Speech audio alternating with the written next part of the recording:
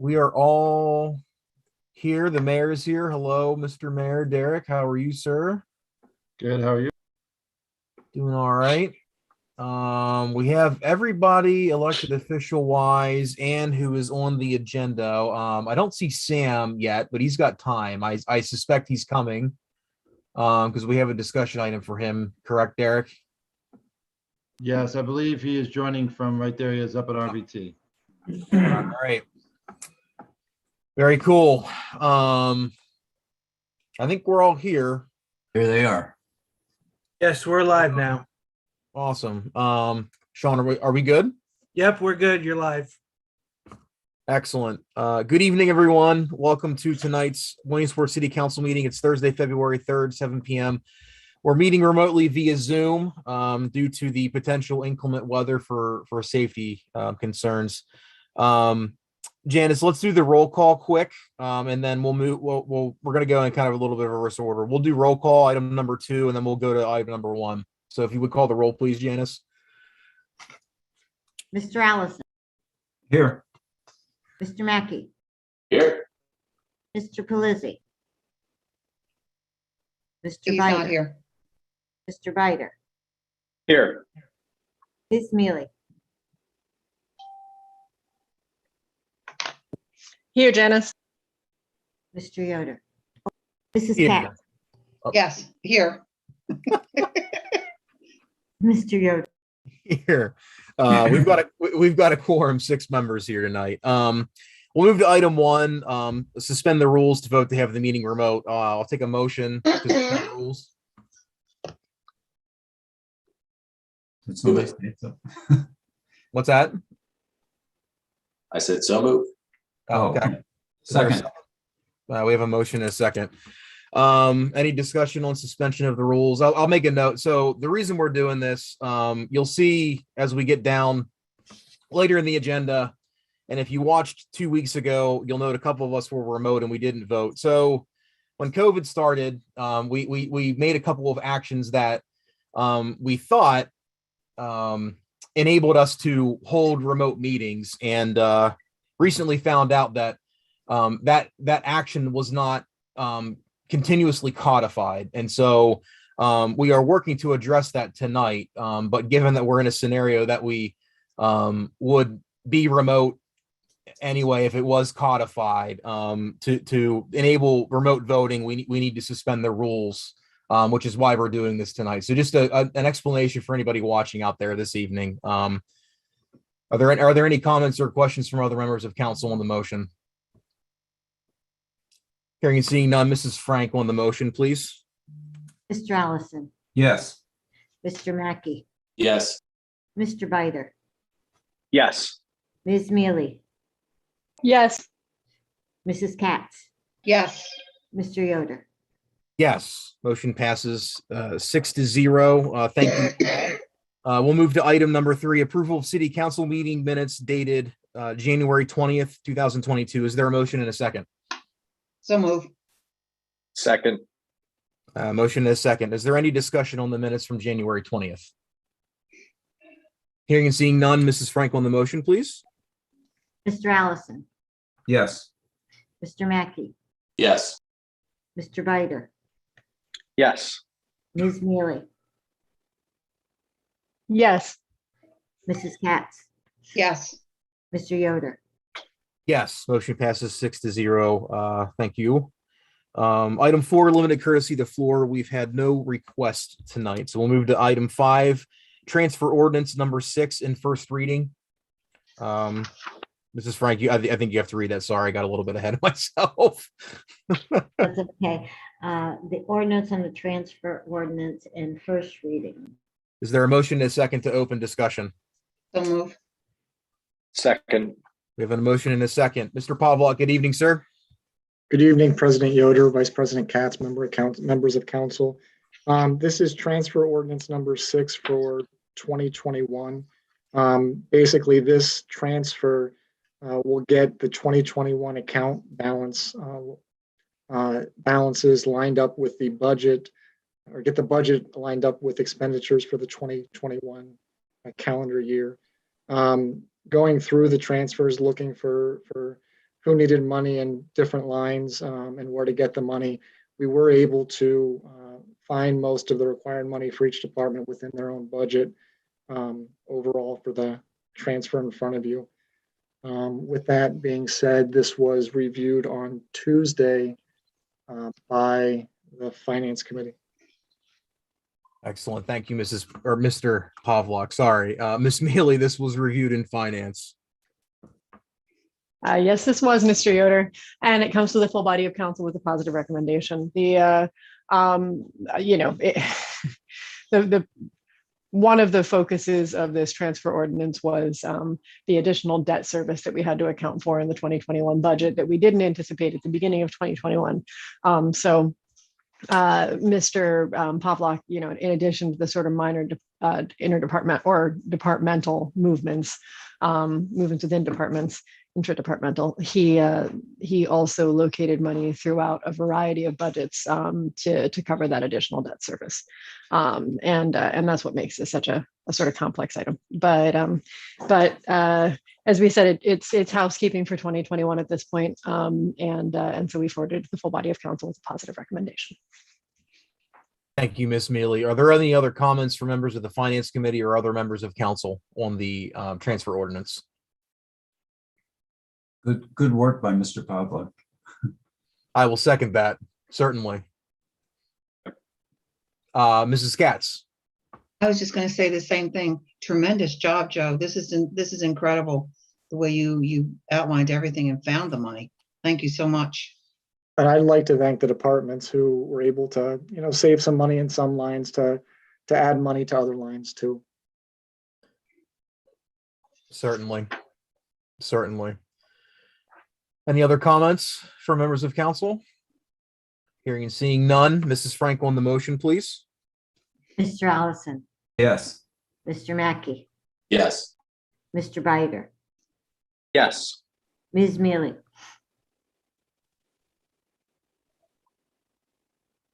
Yes, Janice. Sorry, I walked away from my phone. Mrs. Katz, Yes. Mr. Yoder. Yes, motion passes 6-0. Thank you, everyone, very much. We'll move on to item number 6, Mrs. Frank, in short form. An ordinance amending Part 1 of the codified ordinances of the city of Williamsport in first reading. Is there a motion and a second to open discussion on the item? So move. Second. We have a motion and a second. So Mr. Mackey and I are on the agenda with this, and I can kick this off. And John, if you would like to follow with the discussion on limited courtesy of floor, you're welcome to. If you'd like to handle that, I'm happy to do that as well. So what this is an ordinance updating a couple of the areas of rules of procedure for city council.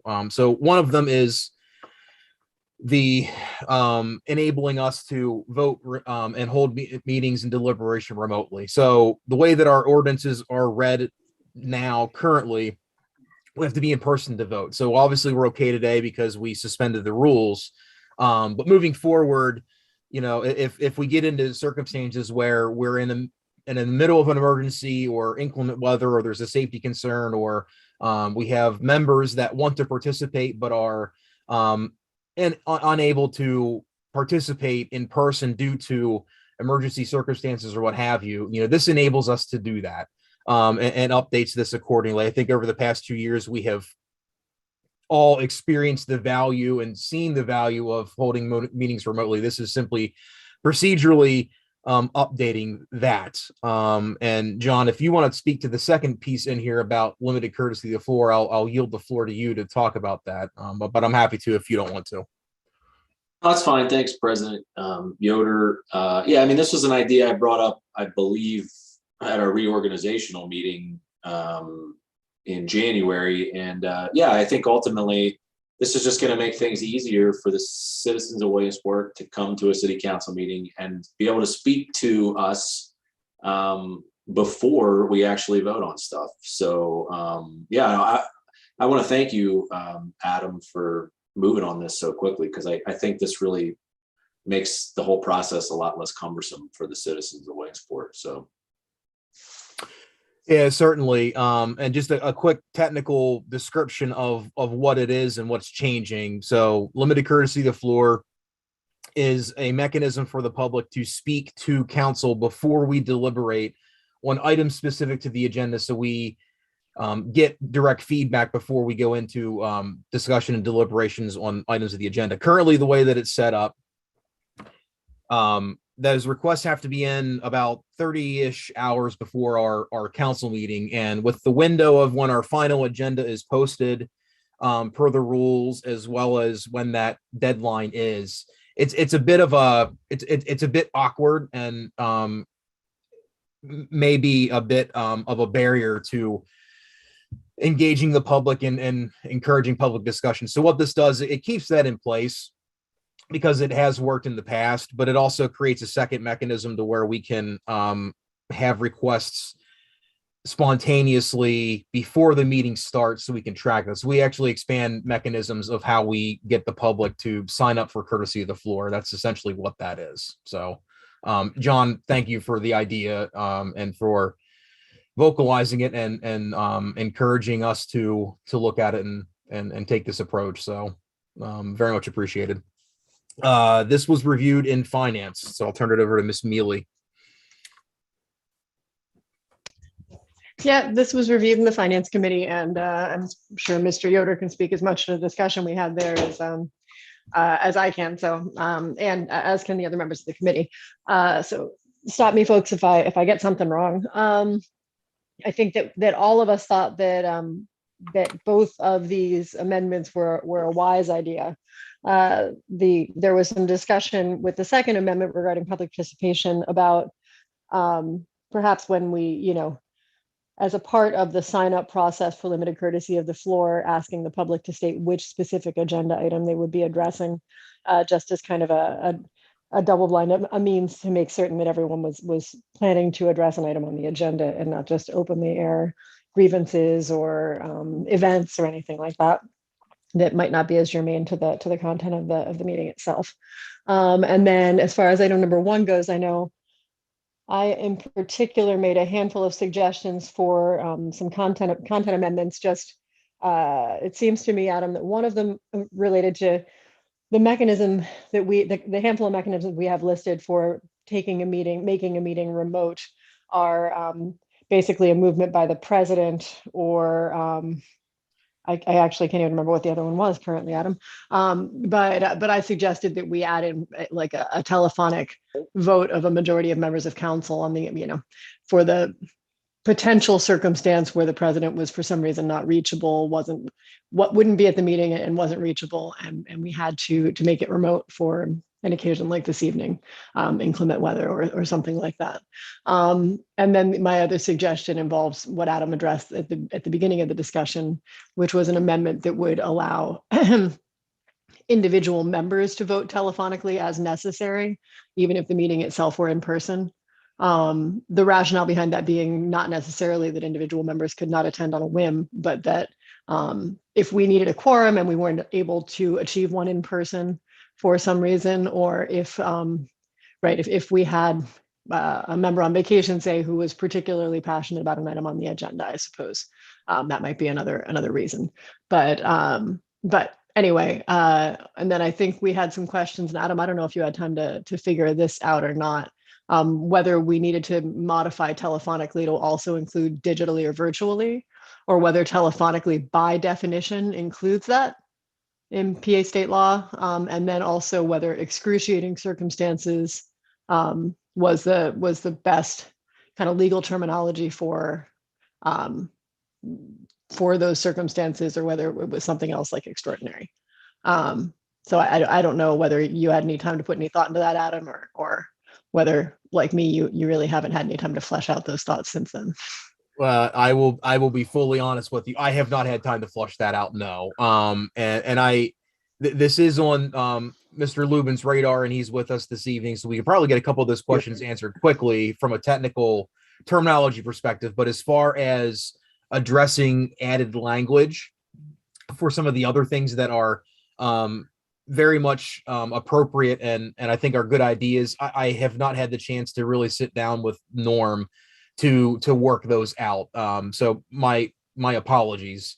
But Norm, would you be able to address, I think, a couple of just the verbiage questions at least, related to what Miss Mealy was asking? Okay. I'm not sure if I have to unmute myself again or not. You're on there. We can hear Okay, you, we Norm. hear you. Okay, good. What's the word? Well, excruciating. telephonically and then excruciating were the Okay. two words that we Okay. weren't sure Well, had. Okay. Well, telephonically, you could also add in, digitally, just to be on the safe side. But there's also, I thought there was another provision in the rules for city council regarding that specifically required in-person voting. But I can check onto that. I thought there was another provision in there, another rule, and if necessary, I can prepare an amendment for the next meeting for second reading. Okay, so we think that further down on the ordinance that we also have a requirement Yeah. specifically that council members be in person to vote. Okay. I believe there may be from. Adam, do you have the What I- full text of the ordinance in front of you? I don't. I do not either. I pulled this off of Yeah. the text on American Legal Publishing, which should be the most up to date. I did not catch that, so I do. I thought there was two places. That's all. But Okay. I'll check Okay, well, into it to make sure. let's look into that. Yeah, no, absolutely. And then I believe I'll- you're right, I'll- Norm. I believe Yeah. you're right on that. I think when I jumped in the book, I found where it did say. Mhm. So, yeah. Yeah, well, it certainly did say that at one point. So Adam, if you did not remove this from this segment of the ordinance, then, Yeah, and if we did not remove it at the beginning, if we did not remove it at the beginning of the pandemic, then it's still there somewhere. Yeah, it Um, absolutely is. We didn't remove any of it anywhere, based on Okay. what we did, so we would need to. I Okay. only remembered But one, so good catch, Norm. But I'll review the verbiage with you, maybe tomorrow, and then I can send a proposed amendments for second reading. Yeah, But obviously, it should just be passed as is for first reading. yeah, Norm, that works. I'm home all day Okay. tomorrow, so my schedule actually opened up, so that works perfect. Okay. And I have I'm all not the- sure about my schedule Legally, yet. that I can go through with you. Yeah. Okay. We'll work something out. Okay. So as of right now, what we the recommendation would be that we pass this as is, and then you and Adam will work on Yeah. revisions to address those terms that might or might Yeah. not be legally Yeah. on point in terms of our intention. And then also perhaps the idea of giving a majority of council or all of council voting telephonically the right to move a meeting to remote in the absence of the council president, and a revision that allows for individual meetings to attend remotely, or individual members to attend remotely. And then Yeah. cutting wherever we also find the provision that specifically requires that we vote in person. Or changes that to voting in person or via remote means. Got it. Okay. Got it. Okay. That sounds good to me as long as we have all that text, obviously, and plenty of time for second reading. That I think then is the full report from finance, Adam. I'll yield to other members of finance, so if they have any further recollections that I'm missing. I think so, but other members of finance or other members of council. Only, it's a minor thing, but the second clause is 111.02. That's right. So you can add that to the amended list, Norm. Okay. 111.02. Okay, that's fine. Are there any other Mrs. Katz? Just curious, for all the years I've been on council, even before I was on council, we were always told that, a limited courtesy, the floor had to be in, 30 hours beforehand. And that was the law. was that just a law set up, an ordinance set up by the city? Or where did that come from? I'm just curious, so, we always took it for granted that we had to do it that way. Norm, you want to address that? Okay, yeah, I think this version was put in before the most recent amendments to the Sunshine Law. Prior to that, there was no requirement of, by statute, of having public input before the vote. And this was put in, I think, before the most recent round of amendments. And it came from City Council. And I don't know if it came from maybe the League of Cities or a suggestion from one of the other cities about how to handle this issue. But it wasn't part of the original statute. I was just curious because there were so many times people would want to speak before council, and if they weren't on the agenda, they were not permitted, and they'd have to wait till the end of council, which was after the fact of the votes and everything. So this does make it more convenient for things that are on the agenda. Maybe a little bit more work for Janice, but I think she can handle this. Yeah, and Bonnie, just to piggyback on the Norm, the issue is specifically our local law. Our local law outlines that process. So we're simply expanding access to do that. But that requirement still would be in place. The only difference is you can get on to limited courtesy the floor up until the beginning of the meeting. But once the meeting starts, you would not be able to get on limited courtesy the floor. And people should understand they can also speak afterwards. And that does not change. That is correct. Yes. Just to clarify that for the public. Yep. I don't have any other questions. All right. Are there any other comments or questions from other members of council? All right. Seeing none. Mrs. Frank on the motion, first reading, please. Mr. Allison, Yes. Mr. Mackey, Yes. Mr. Bider, Yes. Ms. Mealy, Yes. Mrs. Katz, Yes. Mr. Yoder.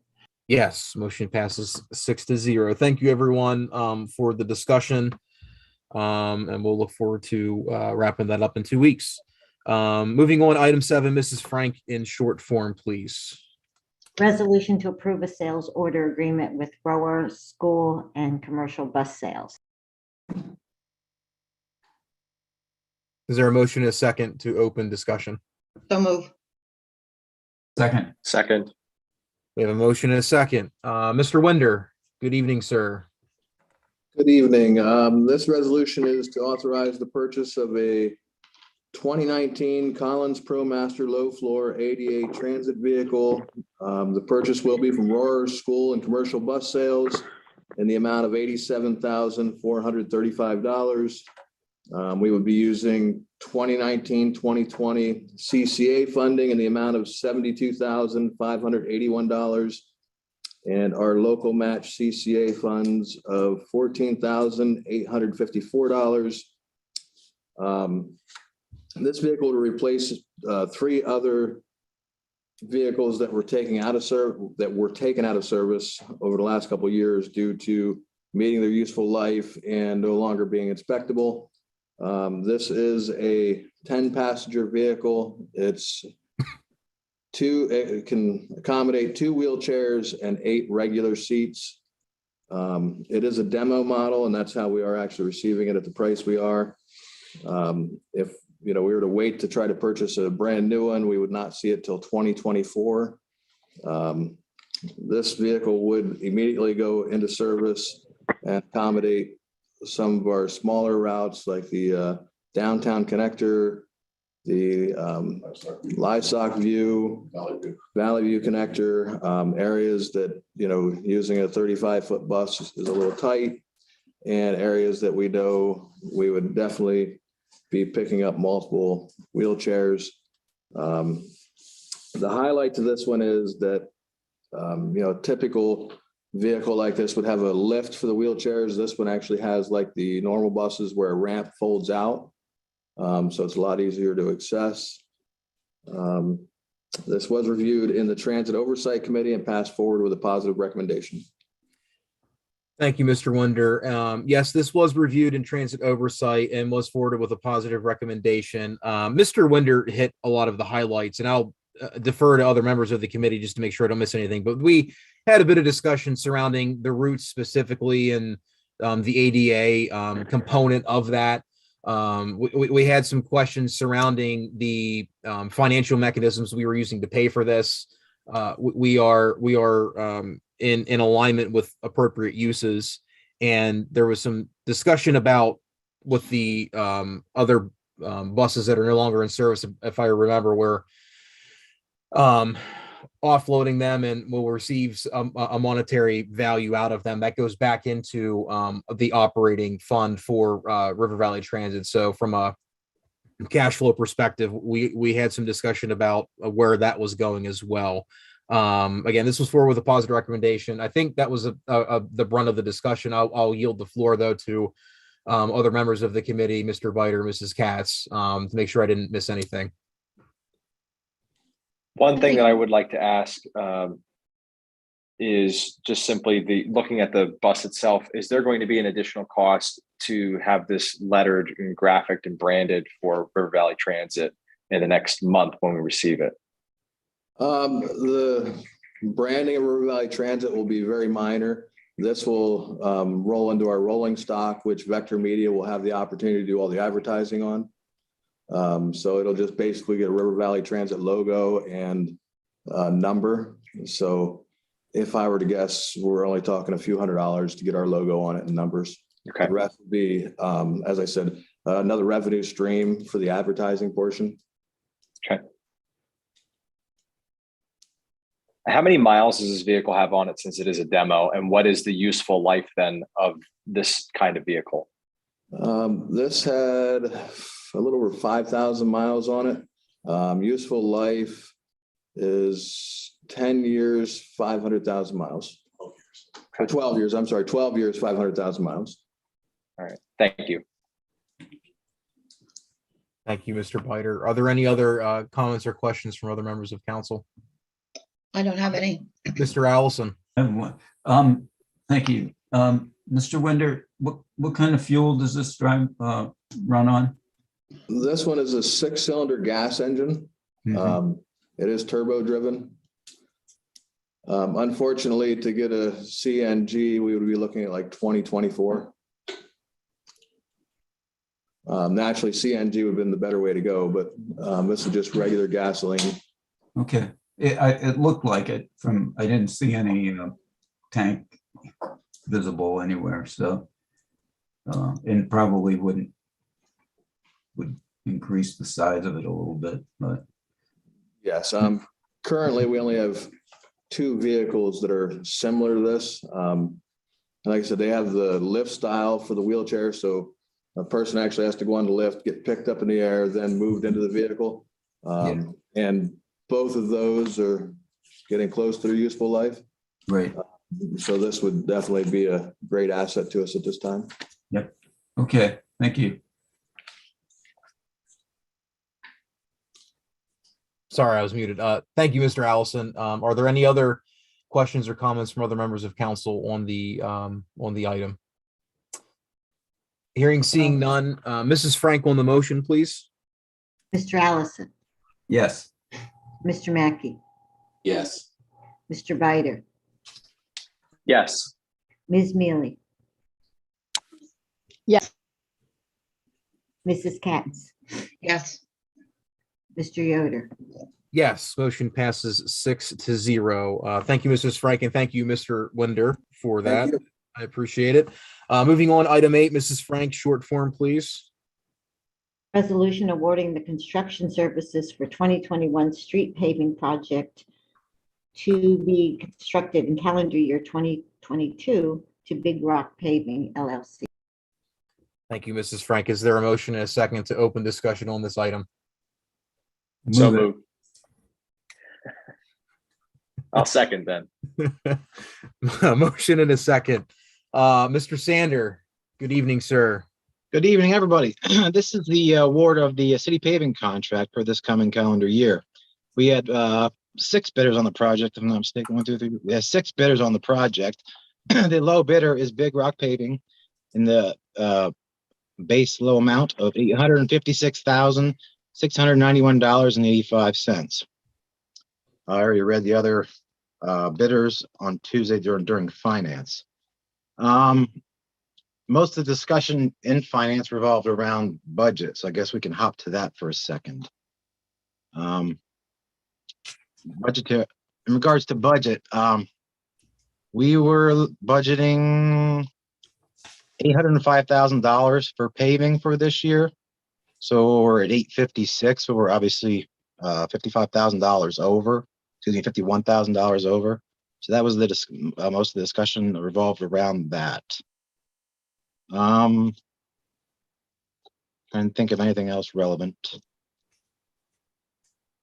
And this, like, again, this was discussed in finance and was given no recommendation.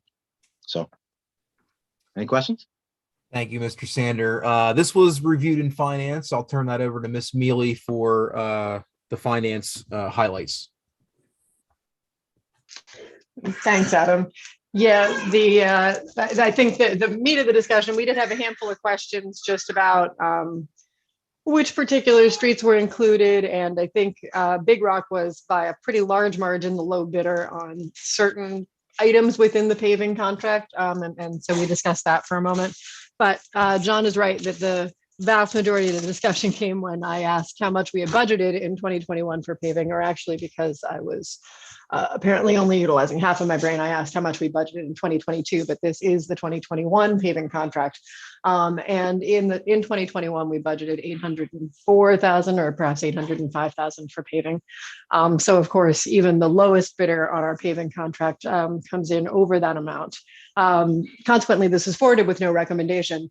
Obviously not because the finance committee doesn't believe in paving streets, but because the finance committee wanted the administration, that is to say that, you know, the mayor and the finance department to verify which path they intended to choose, whether we were going to remove a handful of streets from the paving contract in order to meet the $805,000 budget that we'd originally set for ourselves in 2021, or whether we preferred to use surplus funds, surplus money in our liquid fuels account to cover the difference.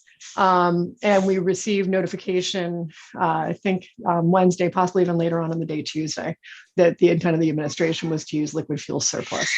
It seems to me that liquid fuels, according to Mr. Winder, we had a $900,000 surplus as of 2021, although I do think that we allocated some amount of that perhaps in the 2022 budget. So I'm not certain, but anyway, we should have bare minimum around $700,000 of surplus in liquid fuels currently. And there is no restriction on the amount of that surplus that you can use at any one time for streets, according to Mr. Winder at Tuesday's meeting.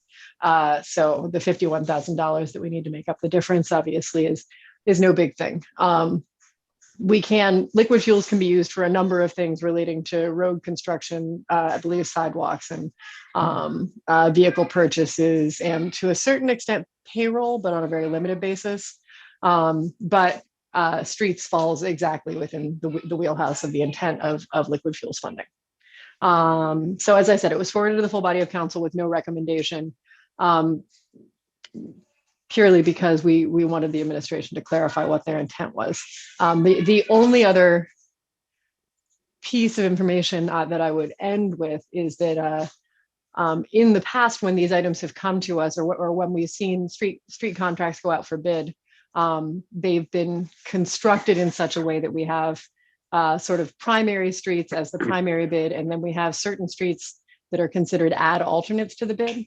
And that enables us, I think, to pretty easily remove streets if for some reason the paving numbers come in dramatically higher than we've anticipated and we don't have enough funding to pave as many streets as we thought. And that might be a wise course of action to take. Mr. Sander, with the 2022 RFP, that just gives us a bit more flexibility in terms of ease of removing items if the bid comes in over. And I'm assuming by 2022, we will have come to a better understanding of exactly what, the wage increases and all the inflation mean for the city's paving costs, whereas everything's really in flux this year. But that was everything, Mr. Yoder. Thanks, Ms. Mealy. Are there any additional comments from other members of the Finance Committee or other members of council on this item? Mrs. Katz. Yes, John, looking at the streets that are on the schedule, a majority of them are half width.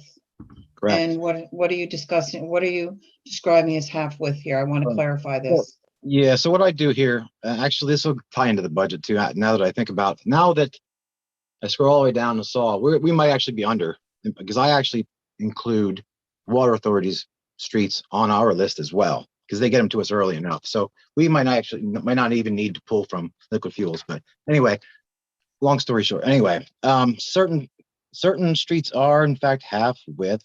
Certain streets were already determined to be maybe the water authority's half or UGI's half, and that's based on our the code's ordinance. If they make so many cuts on the street, they are required to pave that half of the street, and then if they're paving that half, I'll go out and take a look at the other half. It's already bad. We'll pick up the other half, so that way we don't have as many freshly paved roads on one side and then older road on the other side. So that's the rationale between the half width on some of these. And some of them don't like to do the half width because it doesn't last as long. It's a problem. And I'm looking at so many of these that are half widths. I thought if we were doing things with the water authority or any other entity that's goes underground, that we would work it to the whole street would be done curb to curb. But when you get into doing half widths, then that center line gets moisture in it eventually, and then it doesn't last as long. Yeah, so I send. Is there somebody there from Streets and Parks? Is Scott there? Scott Livermore, are you there? Yeah, I'm here. Do you understand where I'm coming from? Yeah, but usually when they'll do half width construction like that, usually if they do half width, they're going to seal that center joint with a AC20 or a tar to prevent any moisture getting into that joint. They're But required it still doesn't last as long when you do Well, curb to curb. But I can argue that because I've paved a lot of highways that you only do half width at a time anyway, and it's a cold joint you tie into. This is what we've been told over the years for so long, that that's going to be a problem, and that's why I'm questioning this. I'm questioning the validity. If it's the water authority and ours, if we're on the same street, I thought we were working together to do the whole thing at one time. We are. So I gave the water authority my list somewhere in end of summer, early fall, somewhere in there. So, and they're well aware of what streets I'm doing ahead of time. So, Randy, But if you being want well aware to and working together is two by all different means things. do. But you're next. I see you. Okay. Thank you. I'm sorry, Mrs. Katz. Keep going. Yeah, I thought we were having a better working relationship, that we would all work together on this and it would all be done at one time.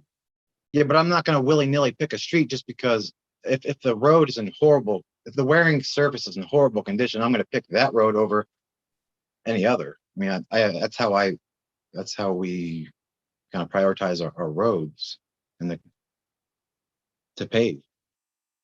Well, I don't think you're understanding. If the water authority has already started working on a road that's already bad, that we as the city were supposed to be working with them to do the whole accomplish. What they would do is we would use maybe their contractor, their paving contractor, and then charge back to us or whatever, either or, and to make sure that the road was done all at one time. We are doing that. That's So, for instance, Hawthorne, I can remember that distinctly. That one already had a half width that was just done recently. I'm just picking up the other. I think it was last year, the year before. I'm just picking up the other half. Why it wasn't timed perfectly, I'm not entirely sure, but we are working with the water authority and also UGI. In fact, I send the list of streets to be paved to the water authority and UGI. Like I said, end of the summer before I compiled the project and put it out to bid. Okay, I thank you, John. And I wanted to add the second page, there's two pages to the city Right. paving list. The second half is almost exclusively water authority. Yes, second page is all water authority. So Are you that talking Cliffside, William Street? Cliffside, William, Hollywood, Hollywood. Bieber, Maxwell, Isabella, that's all. So they are only required legally to pave the half of the road they're digging into. So next year, I might do the other piece, but I try to prioritize the roads based on their condition. So thank you for the insight, though. Okay. Mr. Allison, you had your hand up. Yeah, I think, Bonnie, a number of the half widths on the other side are streets that were already paved, half paved. And, for some reason, a year ago or 2 years ago, only one side was done. So we'll be completing the rest of that road. Hollywood Circle, I think, one half side has been paved, I believe. And so hopefully the water authority is doing the other side. Would that be correct, Mr. Stevens? That is true. Last year, UGI paid for Hollywood Circle half, and then this year it's the water authority on the other. Yeah, because typically their mains run on either side of the street. So I did know the UGI was there. So they're actually, I mean, Hawthorne's, there have been a lot of complaints on Hawthorne because the one side was paved, but if you're going down Hawthorne, the south side is not paved, and that's the side that they're going to do. Ideally, yes, we would be able to coordinate it all at once, but if we're doing whole streets with our money, and then the utility is going to come in, we don't always know, I think, when the projects are bid, exactly where their facilities are till they mark it out and get the project started. So it would take a lot of pre-planning, but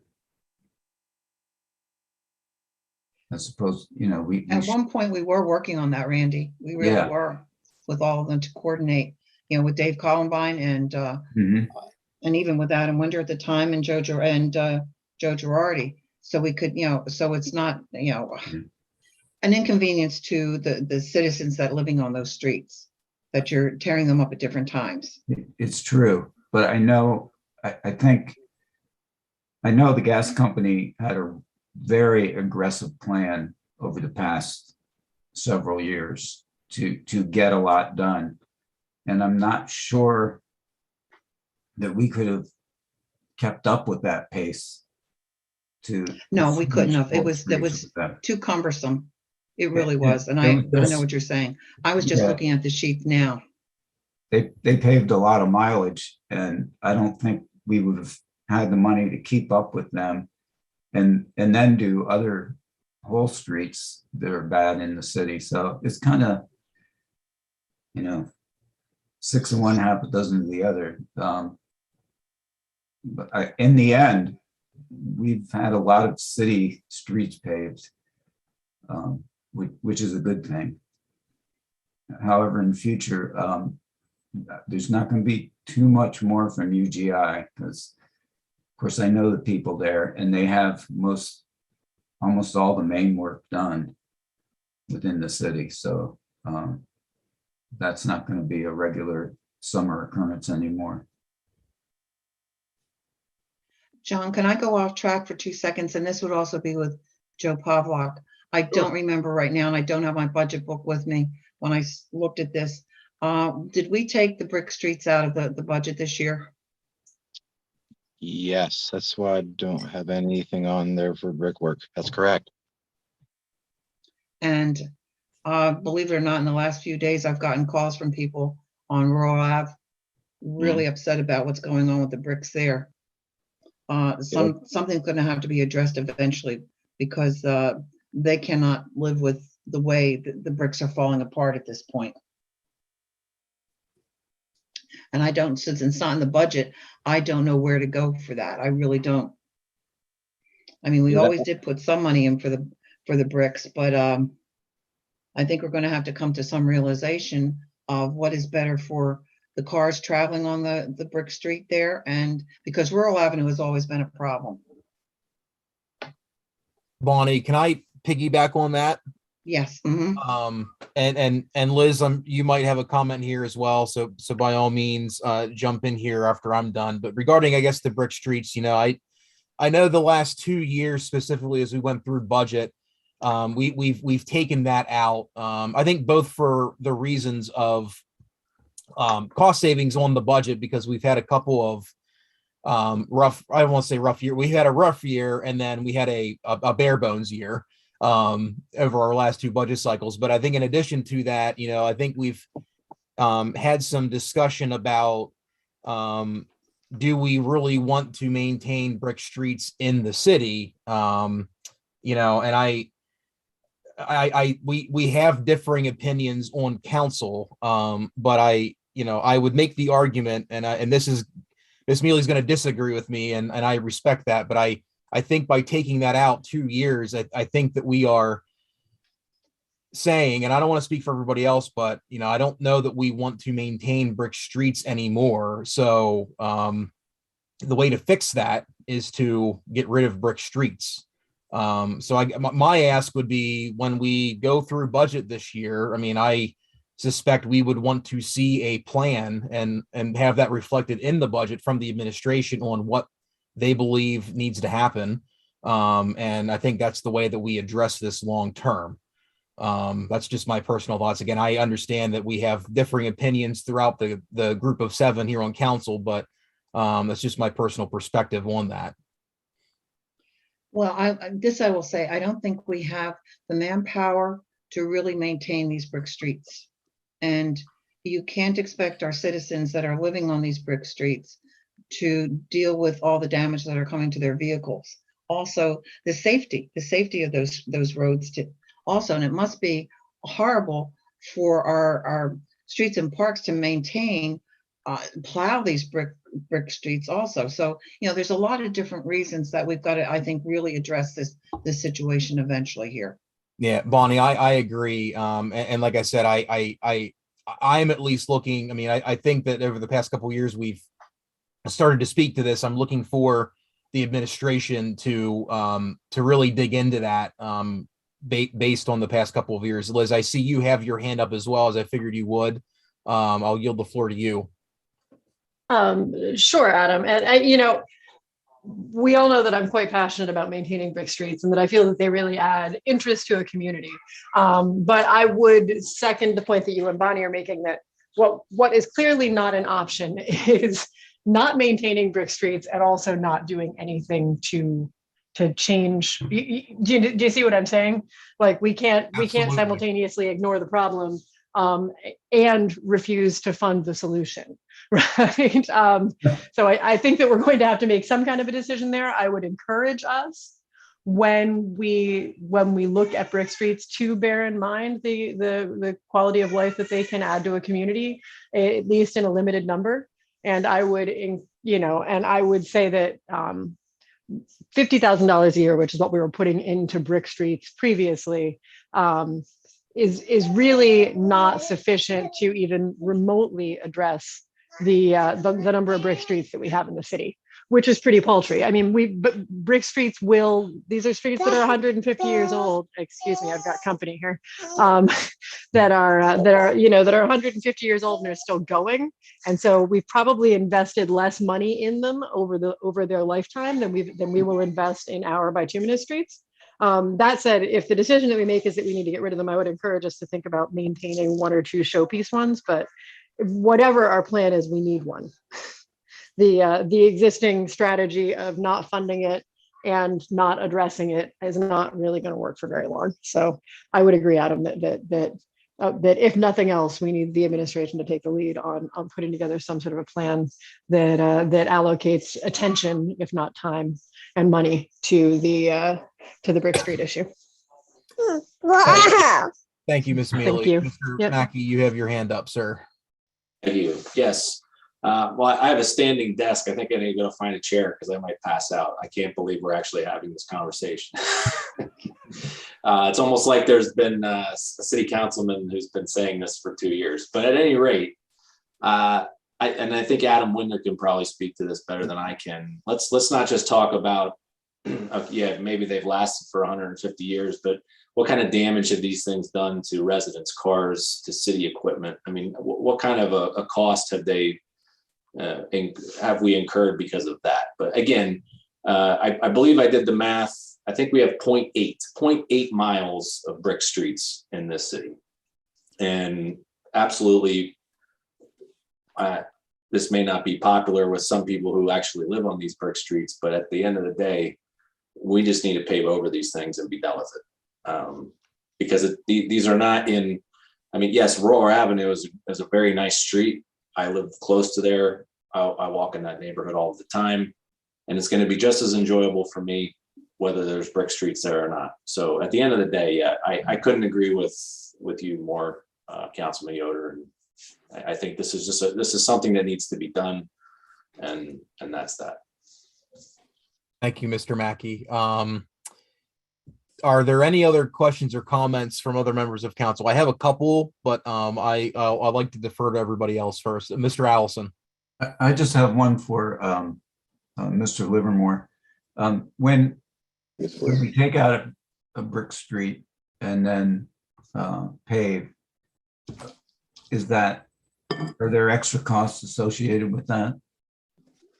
Mr. Allison, I know you directed that towards Mr. Livermore, but I was trying to jump in here at some point. Okay. So I'll answer this for you. Yes, there's extra cost because you now have to put base in, then your top coat for sure. More than likely, you're going to need some sub base underneath that as well. So it is going to be a total reconstruction of that road.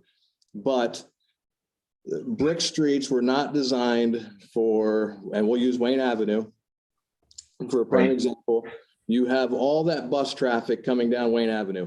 Over the years, we have spent hundreds of thousands of dollars on that road to do brick repair. It doesn't last. You're lucky if you get a year out of it. It's just, you're using the same old bricks over and over again. You have to have concrete, then a sand base to do it properly. The weather we get pushes the sand out, heaves the bricks up.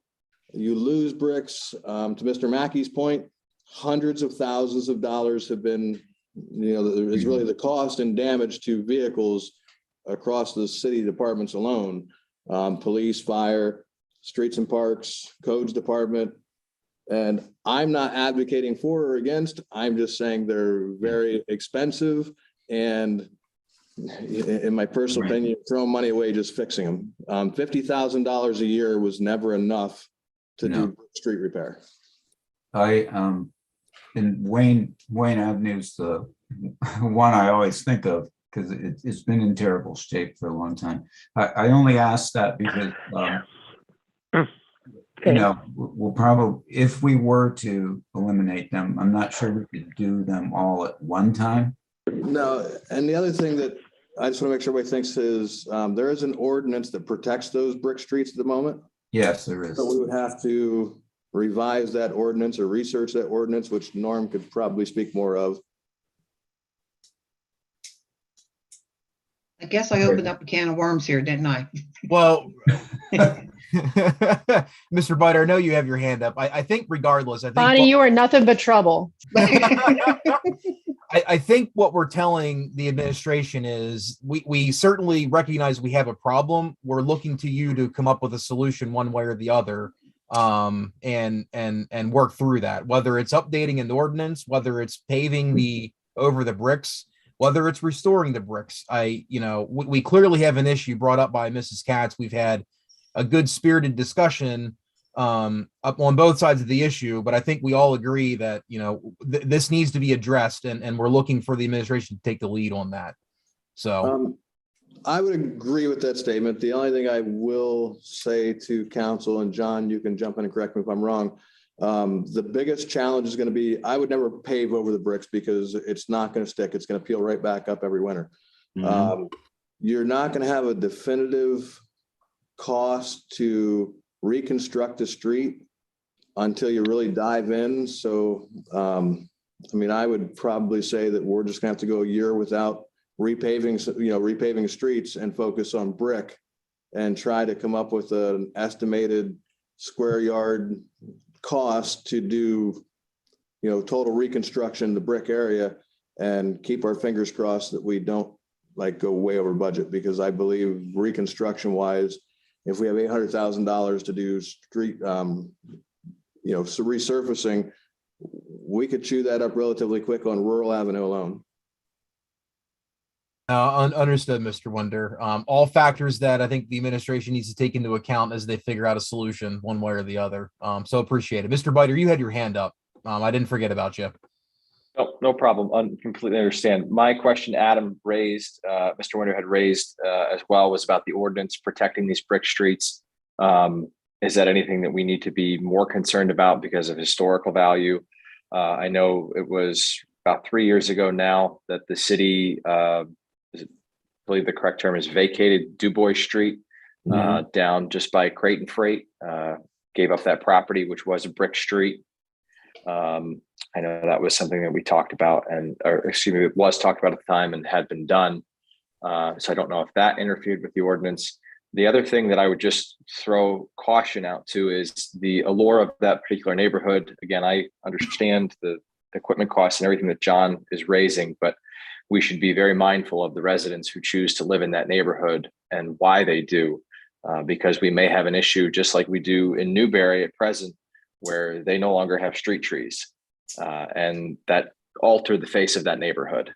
So we need to be very concerned as to what they think as well. Thank you, Mr. Biter, and I think that is 100% accurate. We have residents who really built an identity around the street that they live on in any number of ways.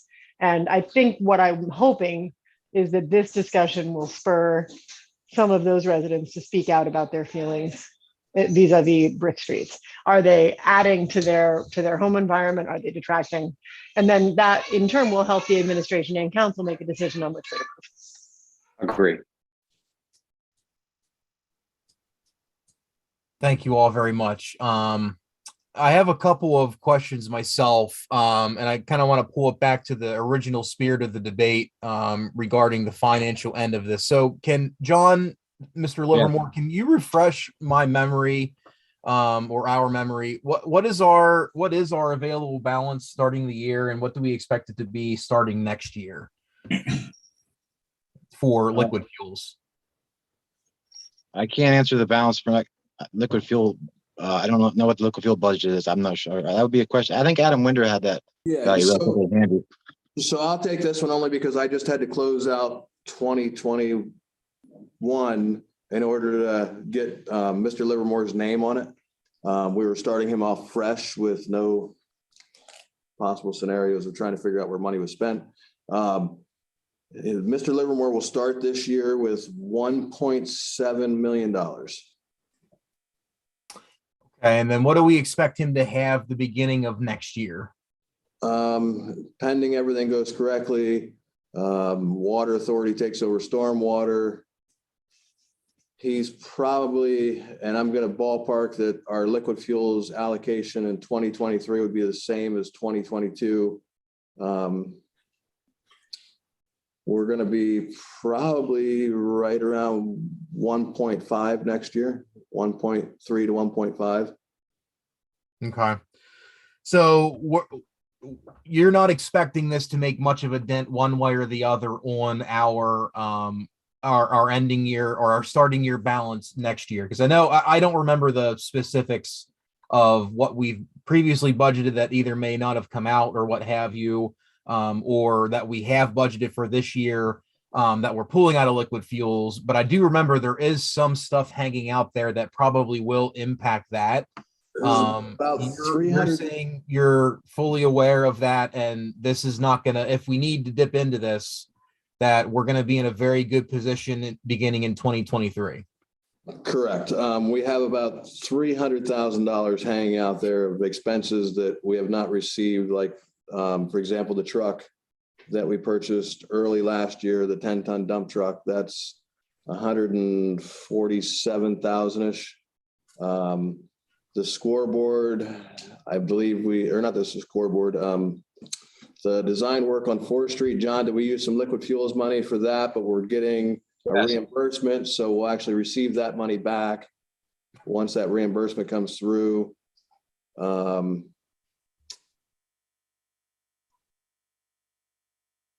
don't think there's anything else hanging out there that we're using liquid fuels for, other than possibly 50,000-ish. Okay. John needs it for this paving project. Yeah, no, the reason I asked, I thought we had a decent amount of money budgeted for the 2022 budget out of there to the tune of like $700,000-800,000. I mean, and look, I don't know of what the future revenue is going to be either. So, I mean, I just want to make sure we're taking that into account, because if we're not taking that into account, we might be looking at, $100,000 to $200,000 starting balance in future years. And that's going to very much impact what we could do at this time next year. So I just want to make sure we're taking that into account. I think that's very, very important. So if you're saying you are, then fine. I mean, in the liquid fuels, we budget high on everything. And I'll use salt and cinders, for example. We guesstimate every year under the contract how much salt and cinders we're going to use. So far, by the end of the season, we're required to get 60% of our allocation. And at the end of the season, we're basically just filling our bins to meet the 60,000 or 60% of the allocation. So we're budgeting an extra 40,000 or 40% of the cost of salt and cinders. And we're not getting anywhere near it, because the issue is you can meet your allocated amount, but you can't go over it, because then the company could naturally charge you excessively more money than what you're slated within that contract for. But you are only required to receive 60% of it. So we try to budget high. Thankfully, we come in low because the winters have not been excruciating. All of our aggregates, we budget extremely high, and there's nothing that says we have to take it all or 50%, anything of that nature. So as I said, we try to budget high. I know we allocate roughly $40,000 to stormwater. March 15th of last year, the Water Authority was supposed to take that over. We've carried it through this entire last year. We're hoping that they will start their process in the spring and be maintaining their part, so we're not sinking money into that as well. So we're just, we budgeted for it, but there's a really good chance that we're not going to use it for those items. So it will stay in the bank, so to say. Okay. The other basis of my question, the other question that I had, it's more administrative and what have you. It came to mind following our discussion in transit oversight. I could be wrong here. This could be the wrong sense, but I have the sense that Mr. Winder, you were involved in helping make the decisions on spending this money. And while your experience is certainly appropriate, and I know that you've been working with Mr. Livermore to get him up to speed, and that's very much appreciated. You are the leader of River Valley Transit, and we have made strides over the past 2 years to ensure that we are separating our ties and vulnerability between River Valley Transit and the rest of the city. And just from the conversation and some of the documentation, like the email, for example, I know John referenced Adam Winder. I'm getting the sense that you are involved in helping make some of these decisions that I'm not sure, given your role at River Valley Transit, you should be involved in.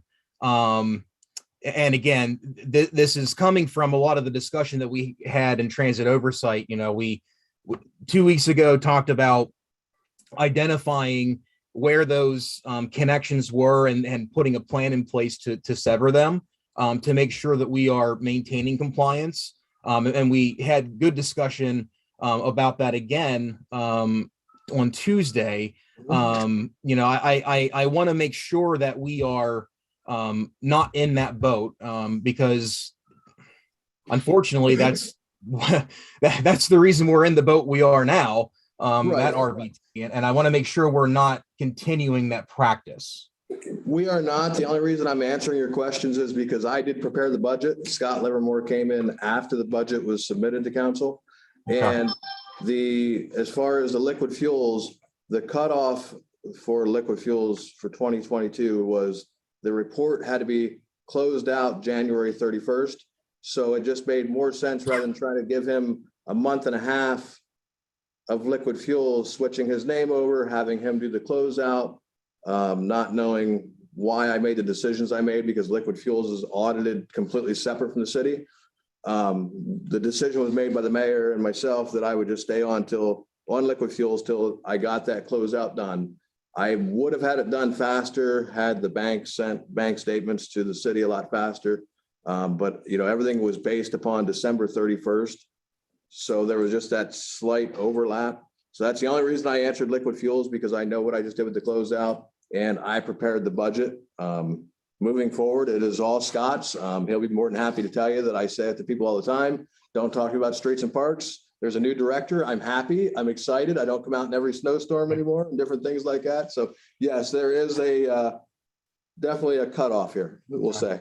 No, that's good. And again, I mean, that's not an easy question to ask, and I appreciate that. But again, Mr.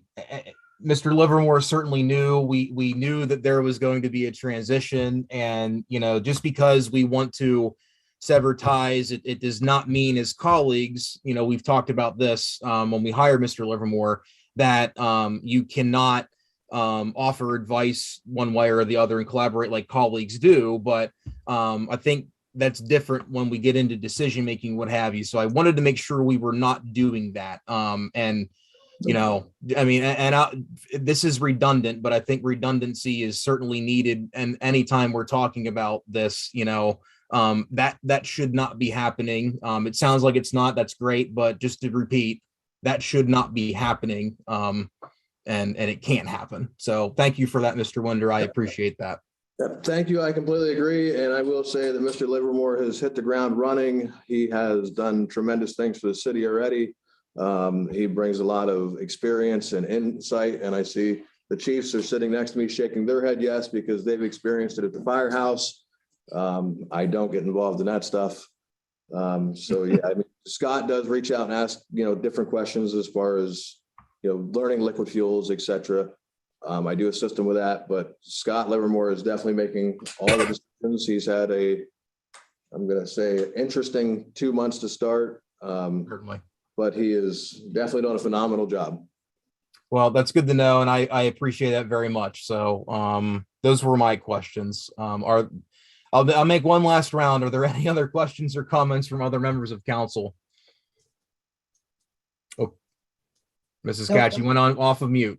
No, I'm just getting ready to vote. All right.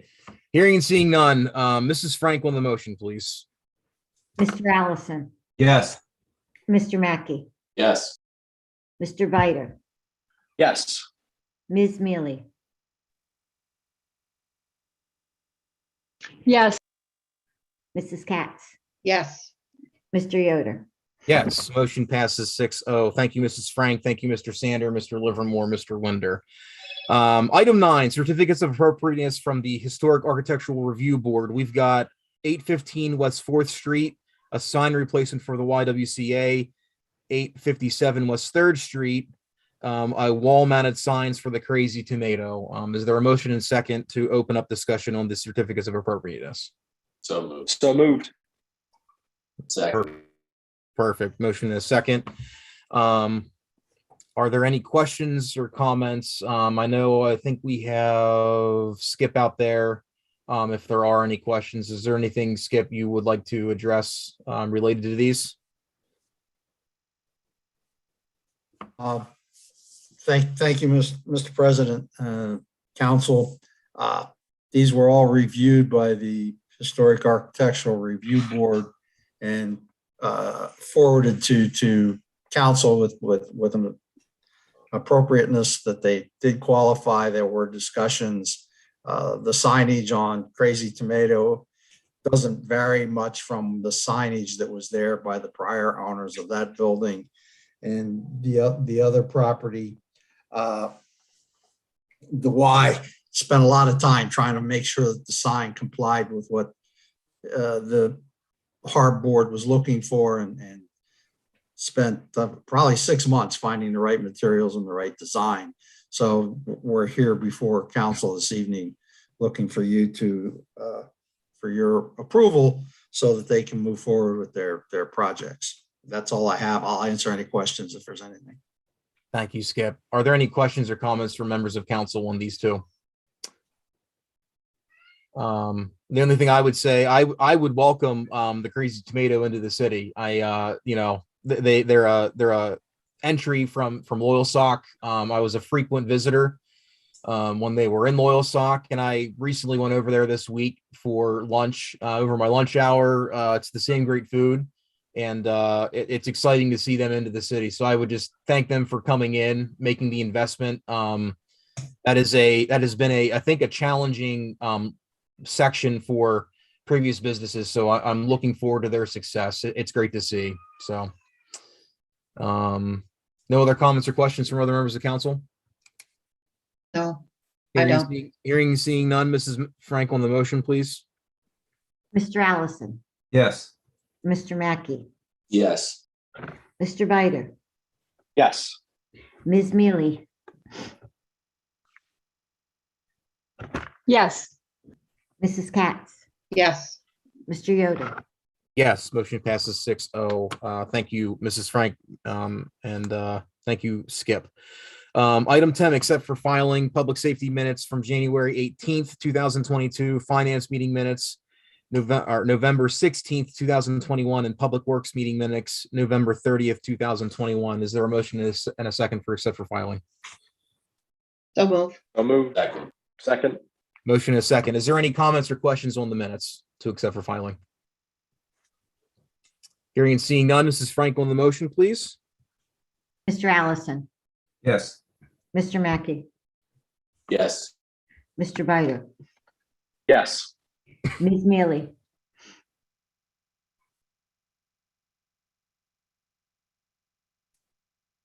Yes, Janet.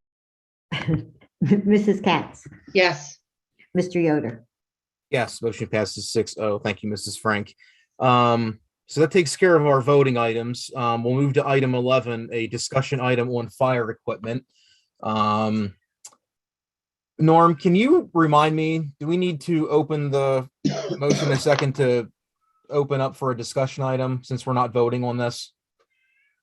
No, because there's not going to be any official action. Perfect. Thank you for the clarification.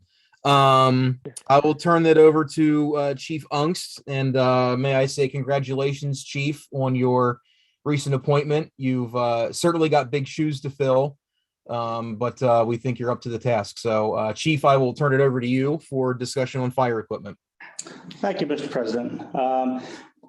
Earlier this afternoon, you should have received an email with a report regarding various components of our operations that are going to be needed to be repaired or replaced very soon. Included in that are the apparatus that we currently have. Currently, the four pieces of apparatus that we have, we're spending about $63,000 a year on repairs for those apparatus, and that includes a 2016 engine that has been quite a hassle. So Chief Killian had moved forward with the idea of purchasing 2 new engines and an aerial. That amounted to, back on December 16th, he had asked for 3.2 million. And with that, the truck committee had come up with a a plan based on what his idea was, or his plan for operating with those two pieces of apparatus and the two engines and the aerial. We kind of see it differently as far as specifically the tower truck. However, the funding on those apparatus, on that 3.2 million, is we're looking at the ARPA funding primarily because of the number of components that we deal with that are like I said, needed repaired or replaced. So if we were to go into a municipal lease and then have that annual payment, that would really hinder our operations or our budget. So that's why we were asking and seeking that 3.2 million. Has everybody read the report that I sent out? I can't speak for everybody else, Chief. I have not been able to skim through that. I had a limited window between getting home and starting the meeting, so I have not. Mr. Biter, I see you have your hand up, and Chief, is there more that you would like to bring forward to start the discussion before I turn it over to Mr. Biter? No, I think right now, I'd welcome any questions. I'd answer them to the best of my ability, and we can absolutely discuss things. Okay, certainly. Mr. Biter, you had your hand up, so. Yes, thank you. Thank you, Chief, very much for being willing to bring us forward to us and have the discussion. The reason why this was brought up on Monday night, when you began your discussion, one of the major differences in the resolution that was signed, voted on by council in December versus what you had discussed on Monday was the terms of payment. In that resolution from December, it stated that payment was due 60 days prior to delivery of the fire apparatus of $3.2 million, which gave us roughly 18 months to figure out how we were going to pay for that. And then on Monday, we were told that payment of $3.2 million was due within 60 days of signing the contract. That put us in a bit of a predicament and raised some eyebrows as to how we were going to do this. And now we're discussing financing options that you're researching diligently. Thank you for doing so. But it really changes the conversation and how we're going to go about this now. Agreed. The original plan, I believe, I didn't really get a chance to talk to Chief Killian regarding the financing portion of this, but I know initially he was looking at going with a different manufacturer. And with that different manufacturer, I believe, again, I can't speak for Chief Killian, but the funding was open. They didn't have this, what's the name of that plan? The prepaid discount that the Pierce Manufacturing has. This prepaid plan, it gives us more bang for our dollar. They have a program that a formula, as I explained on Monday night. They provide a formula that they're able to calculate out how much they would save in the interest, or how much they would gain in interest by paying 60 days after the contract. And in addition to that, I know also in that resolution, it also said, I believe, 12 to 16 months or 12 to 18 months. That also has changed since the 16th. He was offered the agreement with Pierce, which is a much more financially sound and reasonable program. So that's why we were we're looking at that, well, not looking, but we agreed to the prepaid discount, which includes that 60 days. That's all part of it. Okay, so within that contract, you're saying that yourself and the administration agreed to the 60-day payment structure. Correct. To my knowledge, yes. And I Is believe, there a way, are you able to send that contract to members of council so we can review that, please? yes, absolutely. Thank you. Yeah, I would like to see that.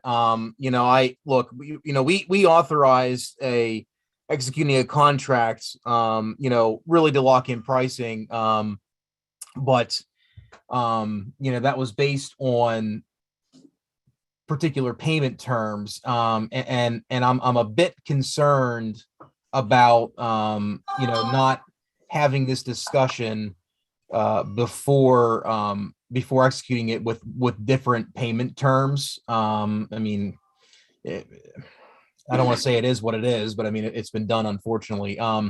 Ms. Mealy, can you speak to this was brought up in finance? You know, can you speak to the discussion that happened in finance? I think Mr. Biter covered a little bit of it, but I was not there. And would you, as finance chair, would you speak to some of the discussion that was had?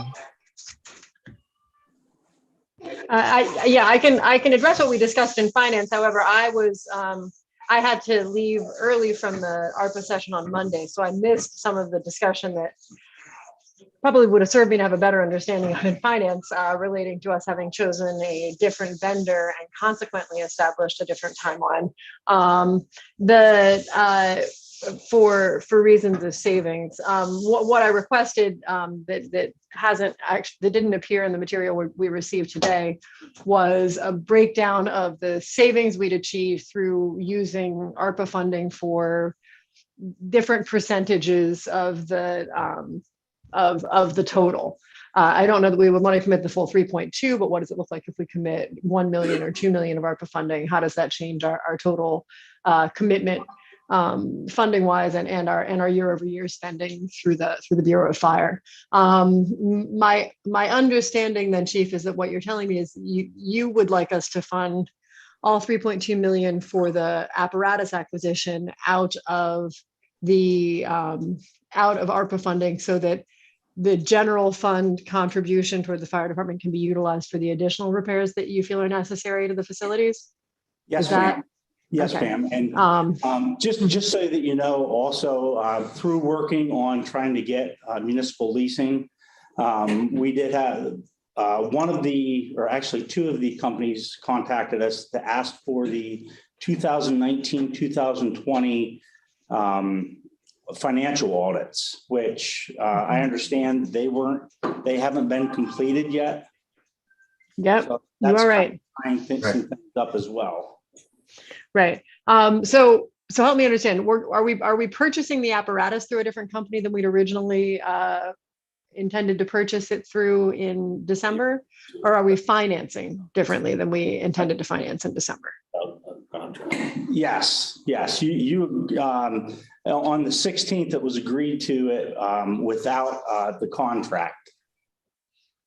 Okay. Yeah. So the apparatus is still coming from the original manufacturer, or we're actually purchasing a different apparatus from a different manufacturer? It's a different manufacturer. Got it. Okay. And that manufacturer asked for payment within 60 days. Correct. It was a program that we thought that would save the city additional funding or additional money. Got it. Okay. And yes. Sorry, Liz. Sam, real quick, can you clarify something for me? We switched manufacturers of the apparatus, but is it through the same company?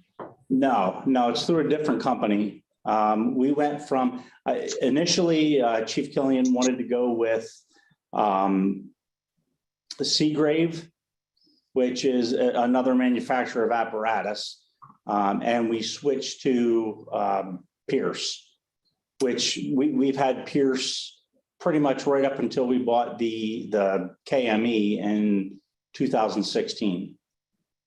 Gotcha. So it sounds, I mean, correct me if I'm wrong, but it seems like a part of the change of the payment terms is because we switched manufacturers and companies that we're working with. Is that correct? Yes, sir. I don't know. So, but wait here, Adam, can I break in? Yes, please. If we've switched manufacturers and companies that we're working with, then we're obviously not committed to that end of 2021 deadline for apparatus purchase, correct? Because we had made that end of 2021 deadline to get a discount from the manufacturer, or not a discount, but 2021 pricing. But at this point, I guess I'm a little confused.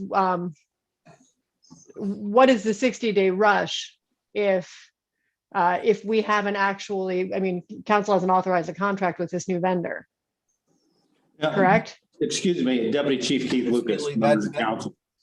Norm, can you hang on? Norm, can you clarify that? Because I'm of that opinion also. I mean, we authorized a resolution to enter into a contract with a different vendor with different payment terms. I'll go get the resolution. If we've gone to a different vendor, we didn't authorize that. So Norm, can you speak to that, please? The only thing it would seem is that this is a different contract. It's a different vendor. It's a different price, different. Obviously, the equipment would be different because it's a different company. You didn't council hasn't authorized this one at all. No. Mr. President, there's no vendor. There was no vendor on the resolution. Well, correct. You're right. But there were payment terms on the resolution that were reflective of a contract with the first vendor. Now it seems the payment terms have changed because of a different vendor.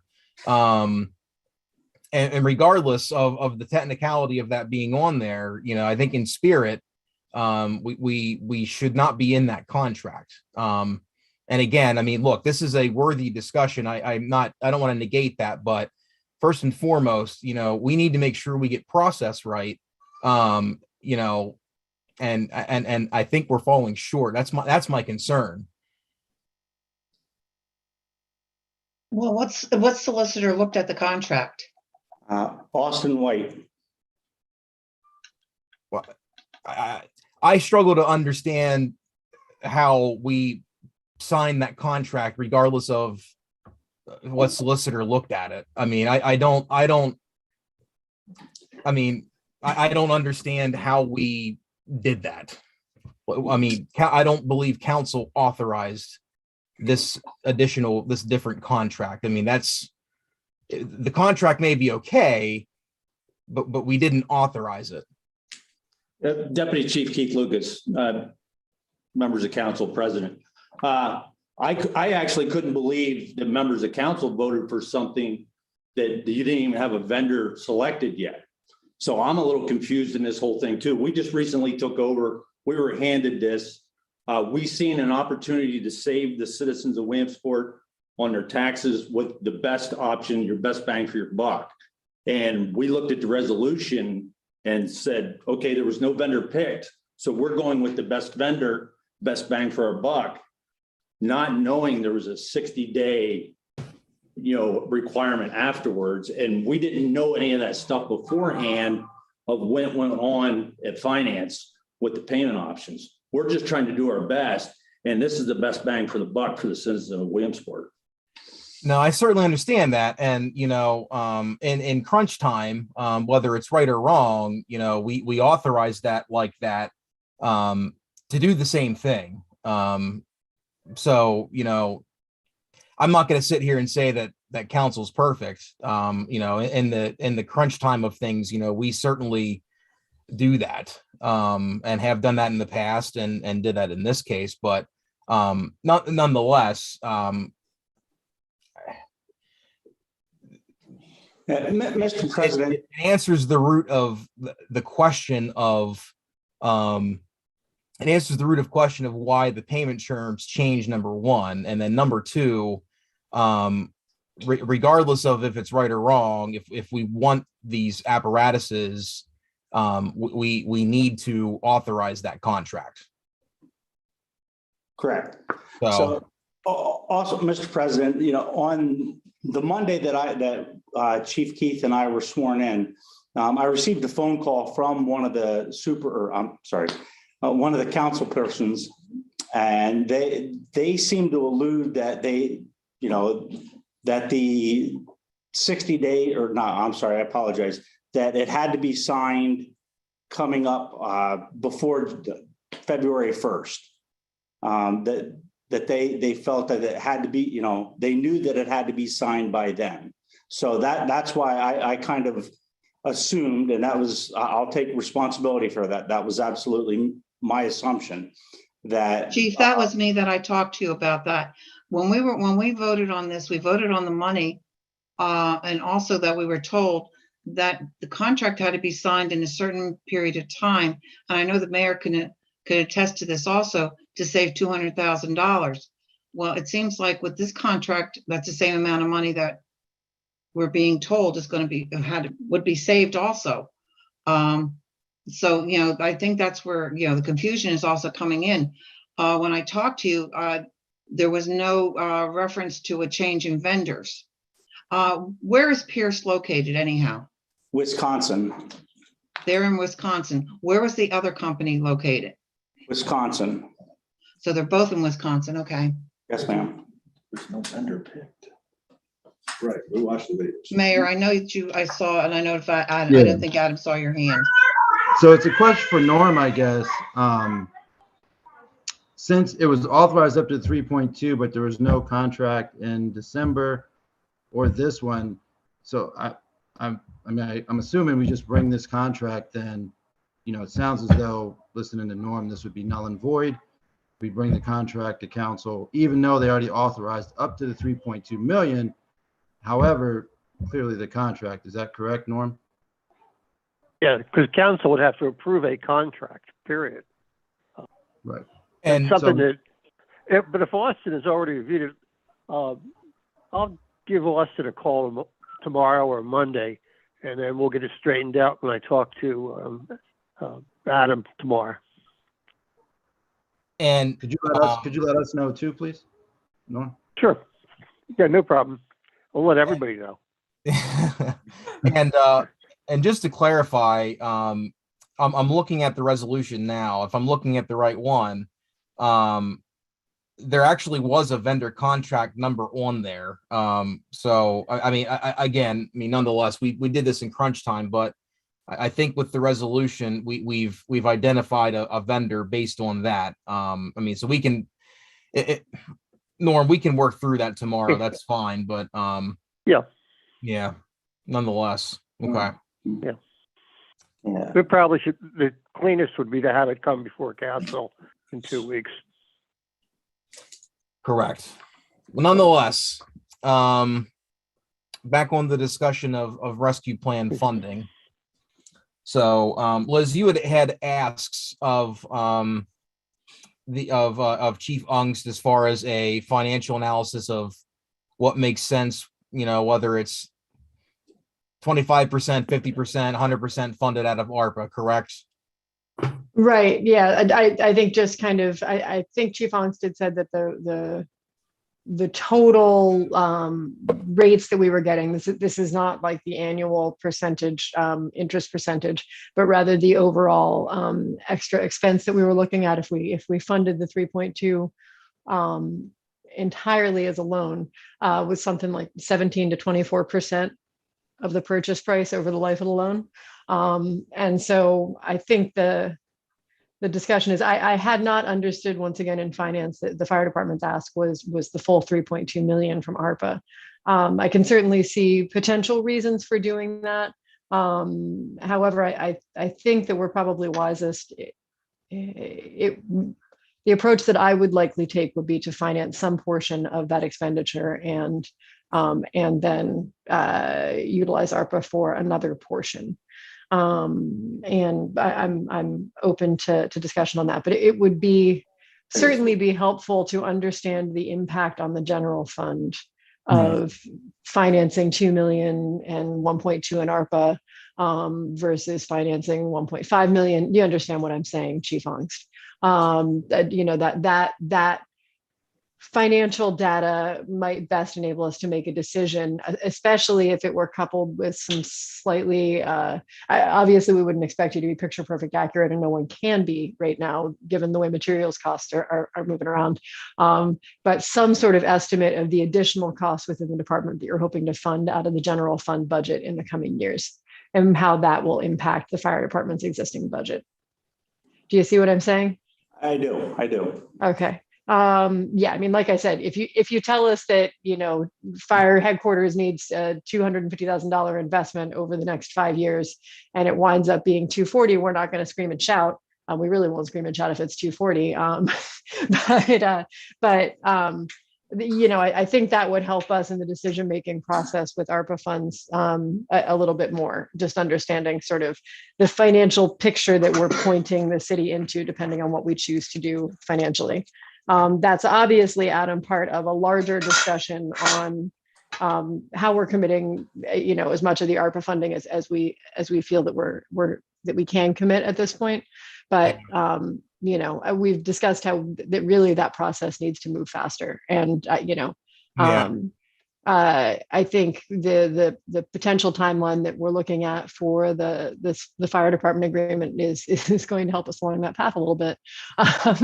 But I would say the sooner, Chief Ongst, that you can get us some concrete numbers.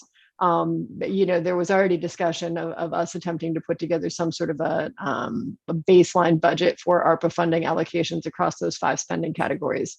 And those budgetary numbers for the fire department in the coming years would probably help us begin to narrow down a number for public safety.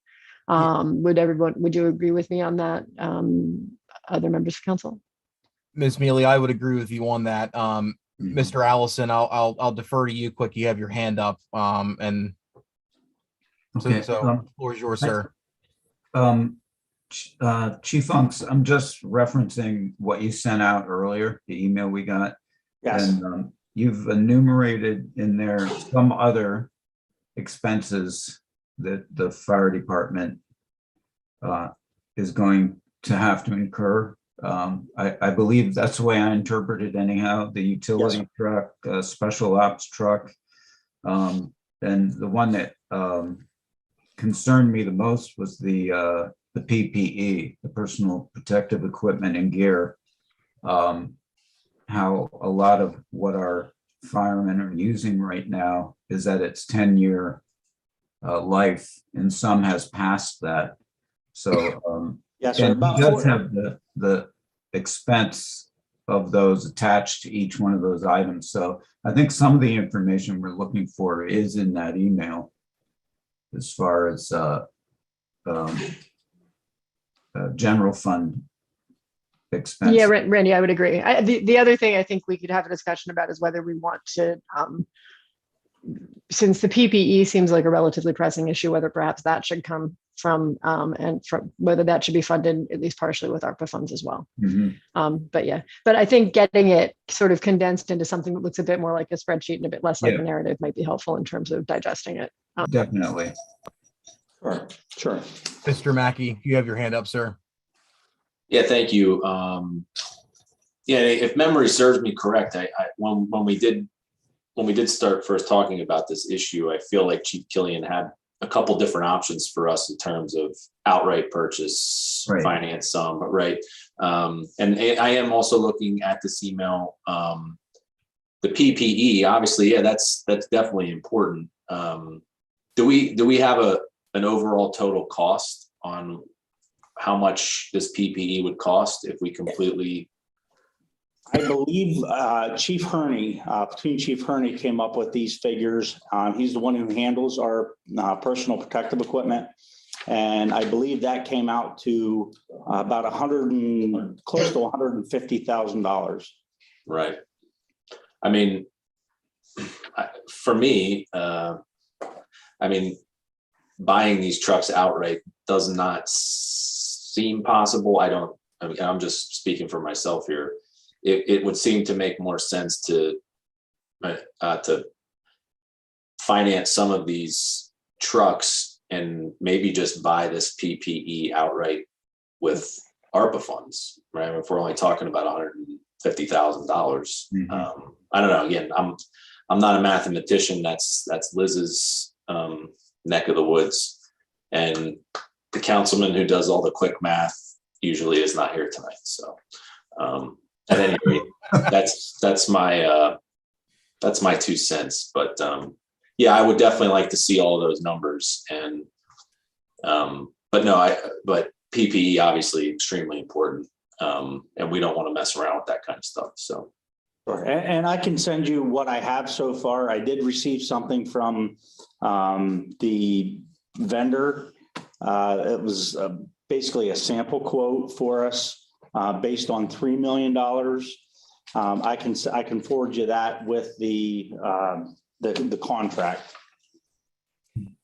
Yeah, that would be fine. And Chief, I forwarded you the presentation that Councilman Mackey was referencing that we had last year. I sent it to all of City Council, and I copied you, Mayor Slaughter, our city clerk, and I sent it to you, Chief. So you have that. And I think that speaks to both what Councilwoman Mealy and Councilman Mackey are speaking to, as far as, you know, what a couple of different scenarios look like, more so in the fire trucks for sure.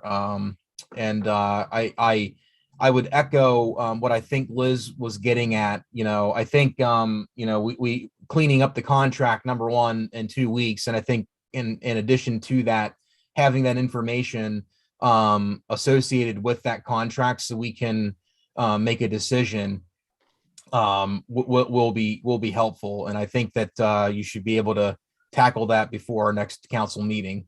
Liz, I think that's what you were getting at and asking. Am I off base there? No, not, that is exactly what I was getting at. You are not at all off base. Sorry. No worries. Yeah. I think that would be, that would be excellent. I guess what I am trying to understand is the timeline that we are currently on then in the case of this item. Are we on that 60-day timeline to both approve the contract already executed by the administration and answer the financing issue? Yes, or yes. Are we not yet on that 60-day timeline? Well, it is within the 60 days. However, once you go over that 60 days, then they start whittling or adding additional costs to it. Got it. Okay, so what I'm hearing, Mr. Yoder, is that it would be wise for us to attempt to both understand the financial implications for this and the larger pool of ARPA money, as well as the contractual obligations, et cetera, by next meeting. So, Mr. Onyx, I guess I would ask for that financial breakdown on a relatively tight timeline. Sure, I will get that to you as soon as I can. Absolutely. And again, just so you know, just a reminder, the two of the three financial institutions that we reached out to have asked for those 2019, 2020 financial audits. And my understanding, Mr. Onyx, Chief Onyx, to be clear, that those financial audits will not be available within that 60-day window. Right. I understand. If that's what you're asking me. Okay. Yeah, and that's what I'm trying to get across. Chief Lucas and I came into this, we were never really involved with the truck committee or with what Chief Killian's plans were. So when we came into this, we were, we read as much as what we could on what the plans were, what Chief Killian's goals were.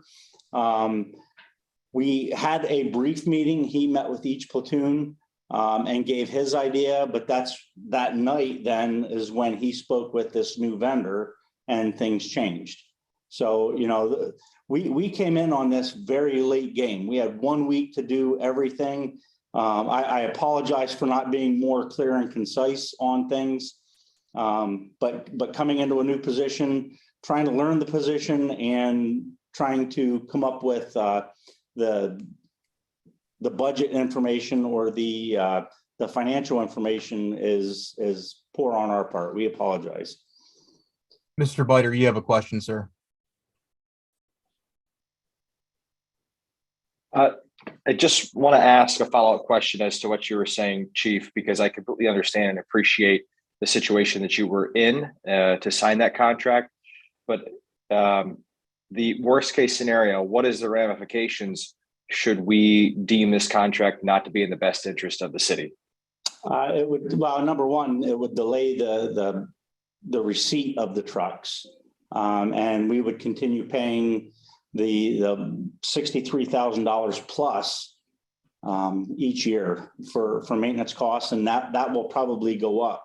You're going to cost you Is there any financial ramifications with the company that you had signed the contract with? I'm sorry, I didn't hear you. That's okay. Are there any financial ramifications with the company that we have currently signed a contract with? No. The only financial ramifications would be if we go beyond that 60 days, an amount would increase, how much we would owe them. If you cancel. But should we decide to say that this contract is null and void, and we decide not to go through with it? I'm sorry? If we as city council were to decide that this contract is not in the best interest of the city, and we are going to choose to not vote for this contract, are we going to be fined by this particular company, or are there financial ramifications from this company for backing out of it? I can't answer that, sir. I'd have to find that information out and get back to you on that. All right. And I do apologize. I know that there's a lot of information that you have to present to us within the next 2 weeks' time. So I'm just trying to get as many questions before you as possible. Sure. And also for the record, this truck wasn't exactly designed the way we wanted it designed, but we were able to make it work, given some operational changes. So, we were satisfied with the final build as far as the fire department goes. Okay. So, and you had mentioned that, and I appreciate you being upfront with the change in operations as well. And I appreciate that I can understand how much of a difficulty that would be. Yeah. And also, just so you know that, had we not signed by Monday, the 31st, on Tuesday, the 1st, the price difference would have been between $200,000 and $250,000 increase. So that's why it was done that way. Understood. Gotcha. All right. Well, it sounds like we're going to have this brought forward in 2 weeks, and we're going to have it with some backing information to help guide our decision one way or another, which I think is good and will be needed, certainly. Are there any other questions for members of council on this item specifically before we move on? I do want to circle back to ARPA in general while we're on the topic, but with the fire truck specifically, is there anything else from members of council? Yes, Mr. Allison. Yeah, I don't have another question, but just in the interim, we should be in contact, to see how things are transpiring in these 2 weeks, so we can kind of keep pace with the developments. Possibly you can do that, President Yoder. Yeah, certainly. Chief, I'll email you my cell phone.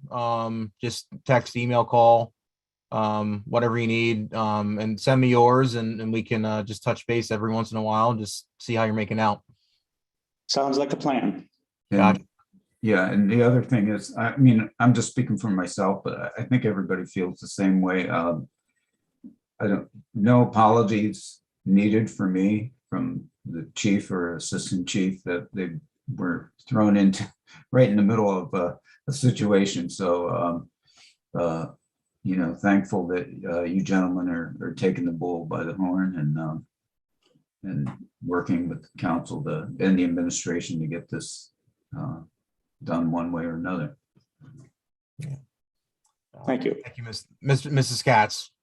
I just think, both chiefs, I think you have to understand, we were throwing a curveball also at the transit meeting, at the ARPA meeting. We thought we were going to have 20 months to come up with all the funding and everything, and it kind of threw all of us. So this is why I think we're all scrambling at this point. But I know you. And Mrs. Katz, we have, we are, we're not really, I shouldn't say that. If we were to not utilize this prepaid, the prepaid discount, that would put us, I'm not exactly sure how much more it would cost, but we could find that out and get that back to you as well. Terrific. Thank you so much. I know you guys have been thrown into a whole thing of trying to come up with so many different things in a matter of days. And I think we all appreciate what you're going through, and we will work together on all this. Great. Yeah. Thank you, Mrs. Katz. And thank you, Chief Ungst. I appreciate it. I do want to circle back just generally on ARPA while we're talking about ARPA in this discussion item. So we had a work session Monday, and I thought there was, going back and looking at it, I was not able to make it, and I appreciate you guys all continuing through with it. I thought there was some good discussion in there. In catching up with all of you, there's a consensus to start getting moving on some things, and that was clear in the meeting, and it was clear in my discussions with you and just catching up on the meeting in general. In those discussions, though, I had expressed my desire to, I think, start to close this process out of allocating this. And it seemed like there was a consensus of doing that also. And there was a lot of discussion on, I think, trying to finalize that through an ordinance process. And to be clear, a lot of the discussion was, let's use an ordinance process to, legally allocate this money, use mechanisms that we are tried and true, and that will ensure that we do this in a responsible way, but also enable us to go back, not only make changes, but provide checks and balances as we needed and should, but we don't want to hinder and hold up projects that were discussed that I think there's a consensus that that want to progress, right? And so I wanted to just validate that in discussion here, and just especially following up on the discussion with the fire apparatus. I think I think it reinforces my desire to start to finalize this initial allocation process here, and bring it to a conclusion so we can move forward on some important things. The community's got a lot of needs, and that's across the board, as we just saw with public safety, but in other areas. And I think we have had a lot of good discussion, and I think we've got a lot of good ideas out there. And I think that we have a lot of rough ideas on where we want to start. And I think we can wrap this up through that process. But I wanted to throw it out and just make sure that that was the consensus of the group.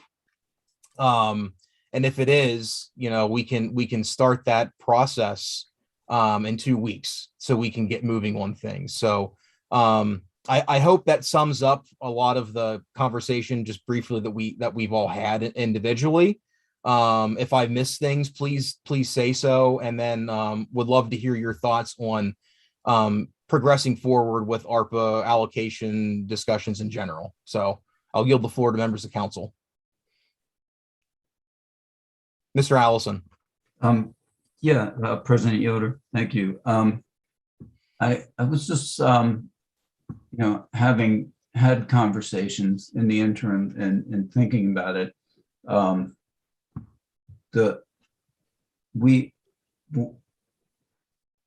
Would the resolution process not produce the same result that we want.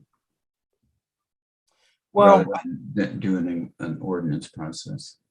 yeah, and I mean, I think it certainly would. In my mind, I think the ordinance process is a legal process. It's a legal process versus a policy process, which I think, when we're allocating and authorizing spending of money, we should certainly do. I mean, that's just my opinion, and I think in spirit, we do this through both general fund and more importantly the general fund. I think it's a bit of a burdensome process, but it's a good process. And when we're, I think, talking money, I think codifying it through law is probably very appropriate. That's just my opinion. But again, it was evident in the conversation, and I think we can do this, do it in a way where we're not holding things up. So for example, let's use a project that was discussed between in the recreation category. All of those need RFPs developed and contracts, that initial process done. That can happen and should happen without our approval. It doesn't take our approval to let them go, to let the administration go and do an RFP. They can do that work anticipating what we're planning to do, and then follow through with resolutions to authorize the spending that we allocate. So I don't think again, I don't want to hinder any of that, and I don't think that this does. But to answer your question, Councilman Allison, I guess we could. I don't know if it's the best idea, but it's certainly an option. So I hope that answers that for you. Well, yeah, you've explained the different dynamics of that. We have the levee, that's ready to go. The cross pipes, the pumps. I think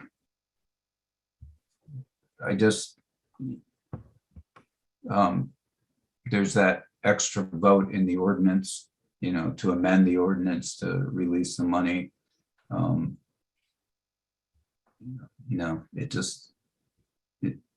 Given that through all of this, we do have a limited time to allocate the money. So, I just would like to dig deeper on that one. Yeah, certainly. Ms. Mealy, you have your hand up. Yeah, Adam, I do. The one other thing, actually, one other thing I should mention about the ordinance process is that in addition to second reading, I believe there's usually then 20 days till final enactment, correct? Believe so. Yeah. So we're looking at more like slightly better than a month, more or less, from an amendment coming to council for a first vote to a point when that money is allocated in that particular line. I'm just putting that out there. Yeah. I too think that a resolution might be a wiser mechanism to utilize. I don't think, my understanding is that there aren't any specific requirements in terms of how we deal with dispersing this funding. So all of this is something that we are making up to make certain that we feel as though we are spending the funding fairly and getting the proper amount of oversight. Correct? Yeah, over correct. over the funding, right? And none of that is to say that the most oversight is not the wisest approach. That's not what I'm saying. I'm not saying we should just, whatever, throw caution to the winds and spend $25 million and see what happens. But I do think that that there's not an established pattern for this in other municipalities that have received this funding that we are bucking in some way or another. If we go with a resolution process, if we go with an ordinance process, or frankly, if we just start spending the money and see what happens. But I think in our case, this money represents such an opportunity for us to really make some pretty large scale changes in Williamsport that we are eager to spend it well and to think to not to slow the process down, but to take the proper amount of time to think through what we can best use it for. Because even though $25 million is a huge number for us, we all know that we could spend $200 million and probably still have things that we'd like to do. So, it's a drop in the bucket to a certain extent against our needs. It's also an unanticipated opportunity. And those two things have us sort of trembling with anticipation in a way that means that we want to be careful. But that said, in terms of an ongoing discussion about ordinance versus resolution, I think the format of the budget needs to be the same one way or the other. That is to say, we need to have a page for each category. Within that page, to my way of thinking, we would need to have projects that had been approved and an amount of funding that had been at least sort of initially allocated for that project. And then we would also need to have an amount of funding that had been initially allocated to that particular spending area of the 5 spending areas, but that hadn't been allocated to any particular project. And then I think we would also need to accompany it with some kind of a narrative, just describing the projects and where it exists, other funding that we might be utilizing toward the same project. So for instance, the money that we're putting toward the levy, we would back that up with, we're also looking for other federal and state funding sources to fund other levy work in addition to the $2 million that we're committing from ARPA, right? That just helps provide a fuller picture of our intentions. Just in case for some reason we get to 2025 and some of this money is, it all has to be allocated, I think, within this particular term of this council. But it does help explain our intentions to the future in case that's a necessary step. But yeah, for my 2 cents, I with Mr. Allison, think that perhaps, given that we can approach this any way that we want to, perhaps an ordinance would give us a little bit more maneuverability in the process. Thanks, Mr. Winder. Thanks, Liz. You mean a? Can we clarify that, Liz? All right. I'm just gonna call you Adam. Every time I try to get formal, I call people the wrong names. I'm not built for formality in any way, shape, or form. And I think I have illustrated that over my 12 years on city council in more ways than one. You get it right sometimes, Liz, and I appreciate it either way. So there's too many Johns and too many Adams right now. Mr. Biter and Mrs. Katz had their hands up, and so well, I think Eric was first. Give me 1 second here, though. Norm, can you verify the waiting period after an ordinance? I'll be honest, I did not think of that. I don't want to stall some of these things at all, and that is a good point that Miss Mealy brought up. Regardless of that, Norm, can you speak to that? Because I'm thinking, so if we would, I'm just thinking of our regular budget process. If we would allocate something for 2022 that we wanted to spend in beginning of January, we would approve it at the end of December, and we would be within that window that Ms. Mealy specified. So I think clarity is warranted there, regardless of what we want to do here. Okay, while generally ordinances require 20 days, budget ordinances do not require the 20 days. Okay. Gotcha. That's good to know. And again, Liz, that's a good point. And but that's good to know. So that would not be applicable here. Okay. I'm going to try to get the order correctly, so bear with me. Mr. Biter, I noticed first, and then Mr. Mackey, then Mrs. Katz. You all had your hands up.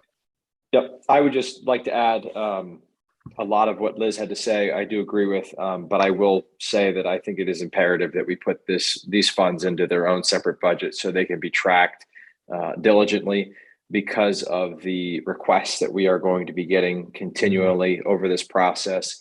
And also the size and scope of some of these projects is going to be very different in comparison to others. And we do need to make sure that if there are things left over from one project to the next, that we know where these excess funds are, or if a project is deemed not worthy of it, that we can go ahead and transfer those funds.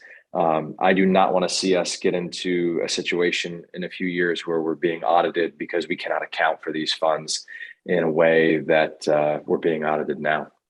Yeah.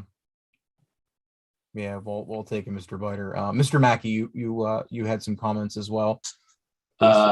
Yeah, I mean, I think it's no secret that this money's burning a hole in my figurative pocket. And just to be clear, none of this money is actually in my pocket. But however we can wrap this up and get started is what I'm for, right? And maybe to Mr. Allison's point, Randy, I know you and I talked on the phone. Adam Yoder, you and I talked on the phone. When we talk about putting this into an ordinance, and correct me if I'm wrong, President Yoder, if it's specifically outlined in the ordinance, so levy, splash pad, that sort of thing, we don't have to amend the ordinance. Is that correct? We would only have to amend the ordinance if, say, in recreation, there's a contingency to be determined type line item where there's money that hasn't been specifically allocated. Then we would have to amend the ordinance to move that money to a different. Is that correct? Yeah, that is correct. And to kind of piggyback on that, Mr. Mackey, I would suspect and frankly hope that if we were going to get into the situation where we needed to dip into contingency for a particular project, let's say the levee, let's say Graphius Run, let's say anything in recreation, we would know that well in advance of when we would. So we would know that much farther in advance than it becoming a critical emergency and delaying anything. I mean, that's just project management, and that's just financial management that the administration does and needs to do, regardless of where the funding source is coming from. So, but yes, you're correct. Okay. Yeah, Mr. Yoder, I think. Sorry, go ahead, Liz. For clarification's sake, I think Mr. Mackey actually meant contingency in the sense of unallocated funds under recreation. Yeah. Not contingency funds under recreation, but funds, the use of which was contingent upon council approval still. Right, yeah, sorry if I wasn't using saying? the correct terminology, but yeah, a to be determined, not specified. There's a bulk line item of money there that we know we want to put in recreation somewhere. We're just not 100% sure where that's going yet. And the administration brings us something and we say yes or no. Again, I definitely don't want to slow this process down at all. That's no secret. So again, I'm for whatever gets this money allocated and gets things moving. And on that vein, whichever direction we decide to go, I do think that there are things that are ready now. And I think that we need to be able to do both at the same time. Whether it is putting it into an ordinance, and when we do that, we say, well, we've already spent X amount of money in this department, in this category, and account for it in that process. But, there are certain time sensitive things, that we don't want to probably delay anymore. And I mean, I was not a part of the splash pad conversation. Was it yesterday or Tuesday? Yes. But and so somebody else can speak to that a little bit more, but I do feel like we have final numbers on that. I do feel like it's a time sensitive project that if we don't approve pretty soon, we might not be using that until 2023 maybe. So, and maybe I'm wrong on that. There's other people here that could correct me, but I just want to make sure that regardless of which direction we're going, first reading of the ordinance on the 17th or not, that we need to get this money allocated and we need to not get in the way of projects that are ready to go right now. Certainly. And I appreciate that, Mr. Mackey. Mrs. Katz, you also had your hand up as well. So yes, I really feel that we should have an ordinance. We should have a spreadsheet. And I also think we should speak with Joe Pavlock because he's the one who's going to be working on a lot of this. We have nobody else. And this is another huge project for him in his department. But we need to clarify every project that we're going to do, how, and as you said, Eric, too, how every penny is spent. So we know where it is, that we can look at the spreadsheet immediately and say, okay, this is what was done So this is going, and I think the ordinance will help tremendously in that factor. So, you know, I'd like to see this done as quick as possible. And as Mr. Mackey is saying, you know, we have projects that people are just, you know, they're set to go. I mean, the gears are there and they're just grinding and waiting to go. And we can't sit on this money forever just trying to analyze every nook and cranny. We're going to have to work on things and get it moving. And I think, Mayor, I think you would probably feel the same way, don't you? That there are projects that you want to see started and come to fruition. Absolutely, I agree. You know, with the general conversation of let's get the money allocated, and it sort of sounds like we'd be working on parallel tracks here where we, you know, allocate the money and then, you know, city council formalizes it in whatever fashion you also choose. And then I bring resolutions with projects that are ready to go simultaneously. So I would agree that, you know, we formalize, or city council, the collective, we, the city, formalize this and keep the projects moving forward at the same time. That's what I wanted to hear, Mayor, that you are ready to start working on resolutions. We've been talking and talking and talking. Now let's put things in action now and start moving, that we can have boil it down to the things that we want to get started at least. Yeah. Mr. Biter, I see you have your hand up. Give me 1 second though.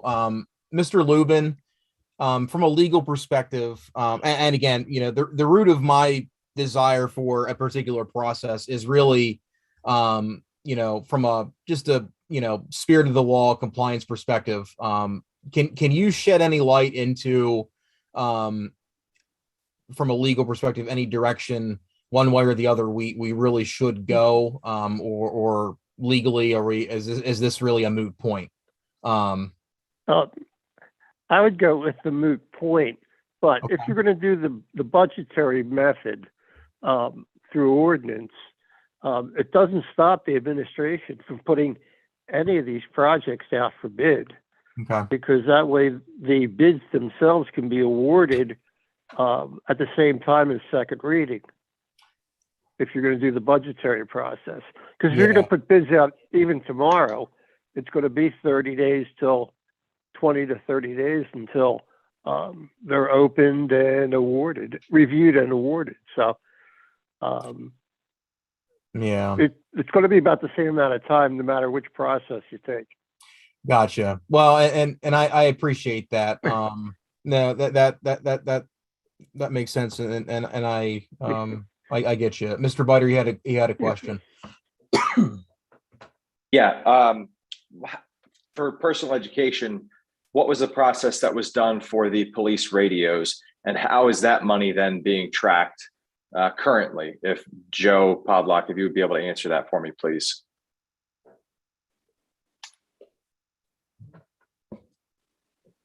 Sorry, the money hasn't been. It's okay. The money hasn't been spent yet. I expect, based on the mayor and some other conversations, that we should be receiving the radios here shortly. So we've created a separate fund for it. So I think the budget approach, authorizing the funds in different categories, may be appropriate. But again, it's up to council as to how do they want to allocate that money and show their authorization to spend via resolution or ordinance.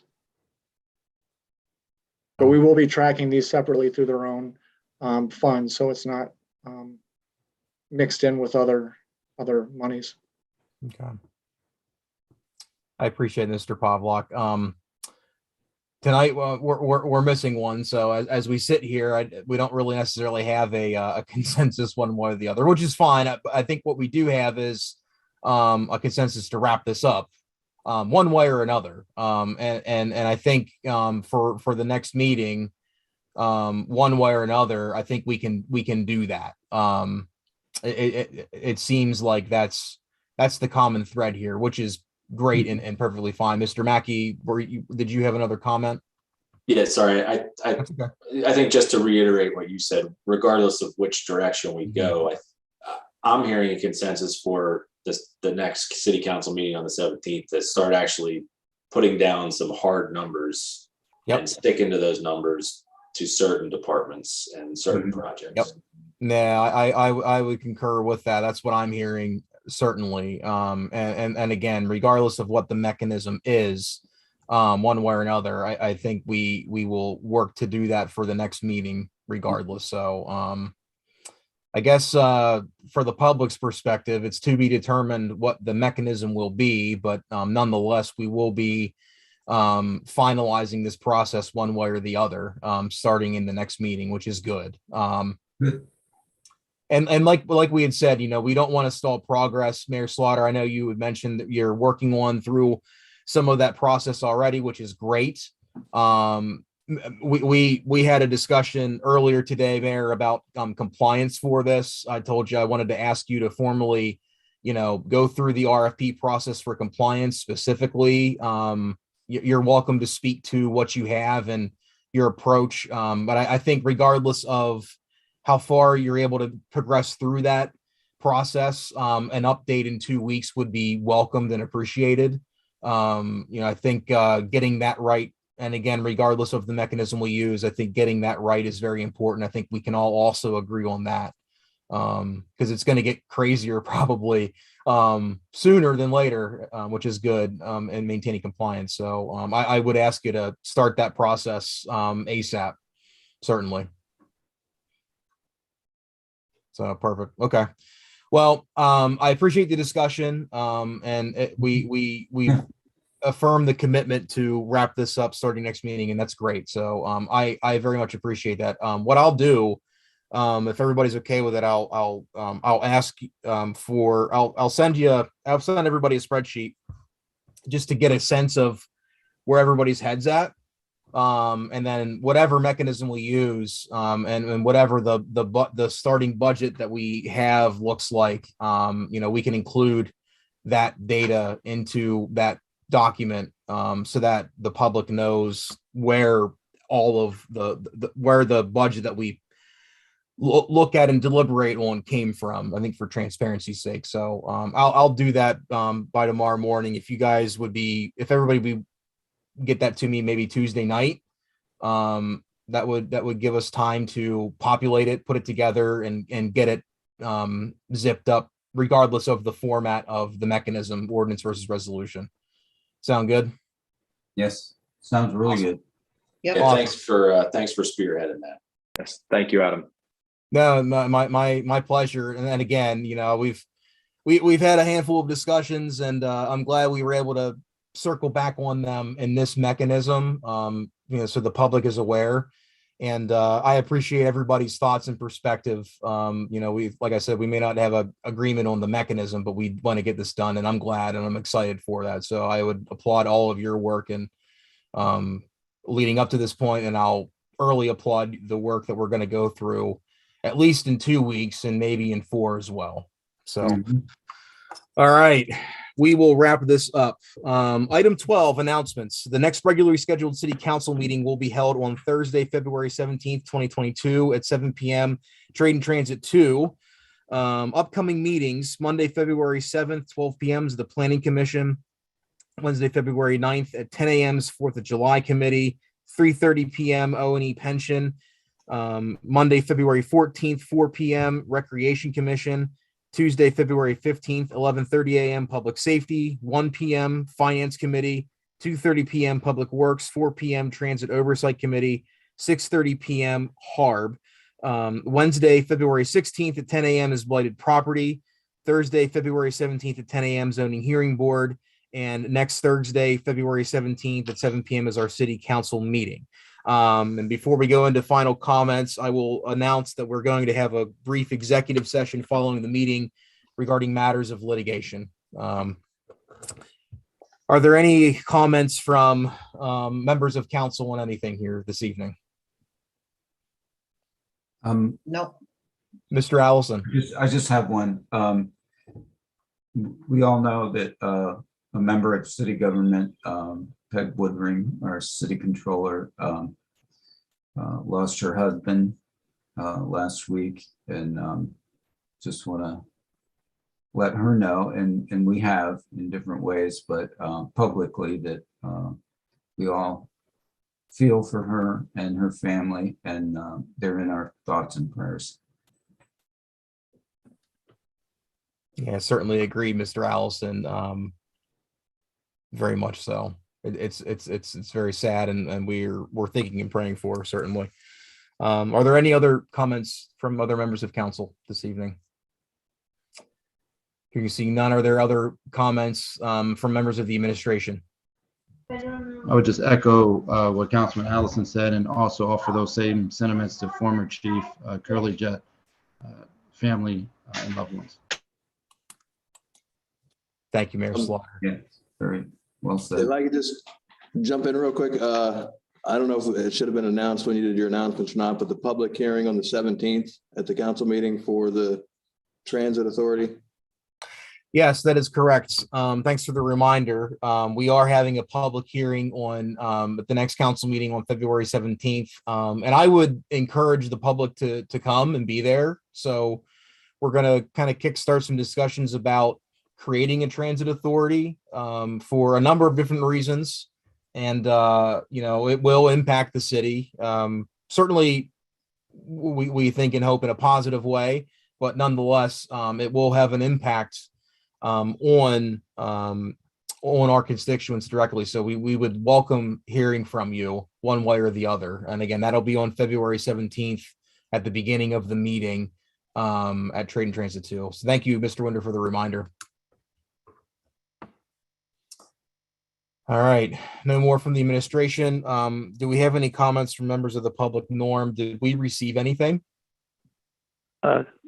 No, I didn't receive anything. Mrs. Frank, did you happen to get anything either? Nope, I didn't receive anything either. All right, perfect. We don't have any members of the news media on here that I know of. Norm, Janice, did either of you get any comments from the news media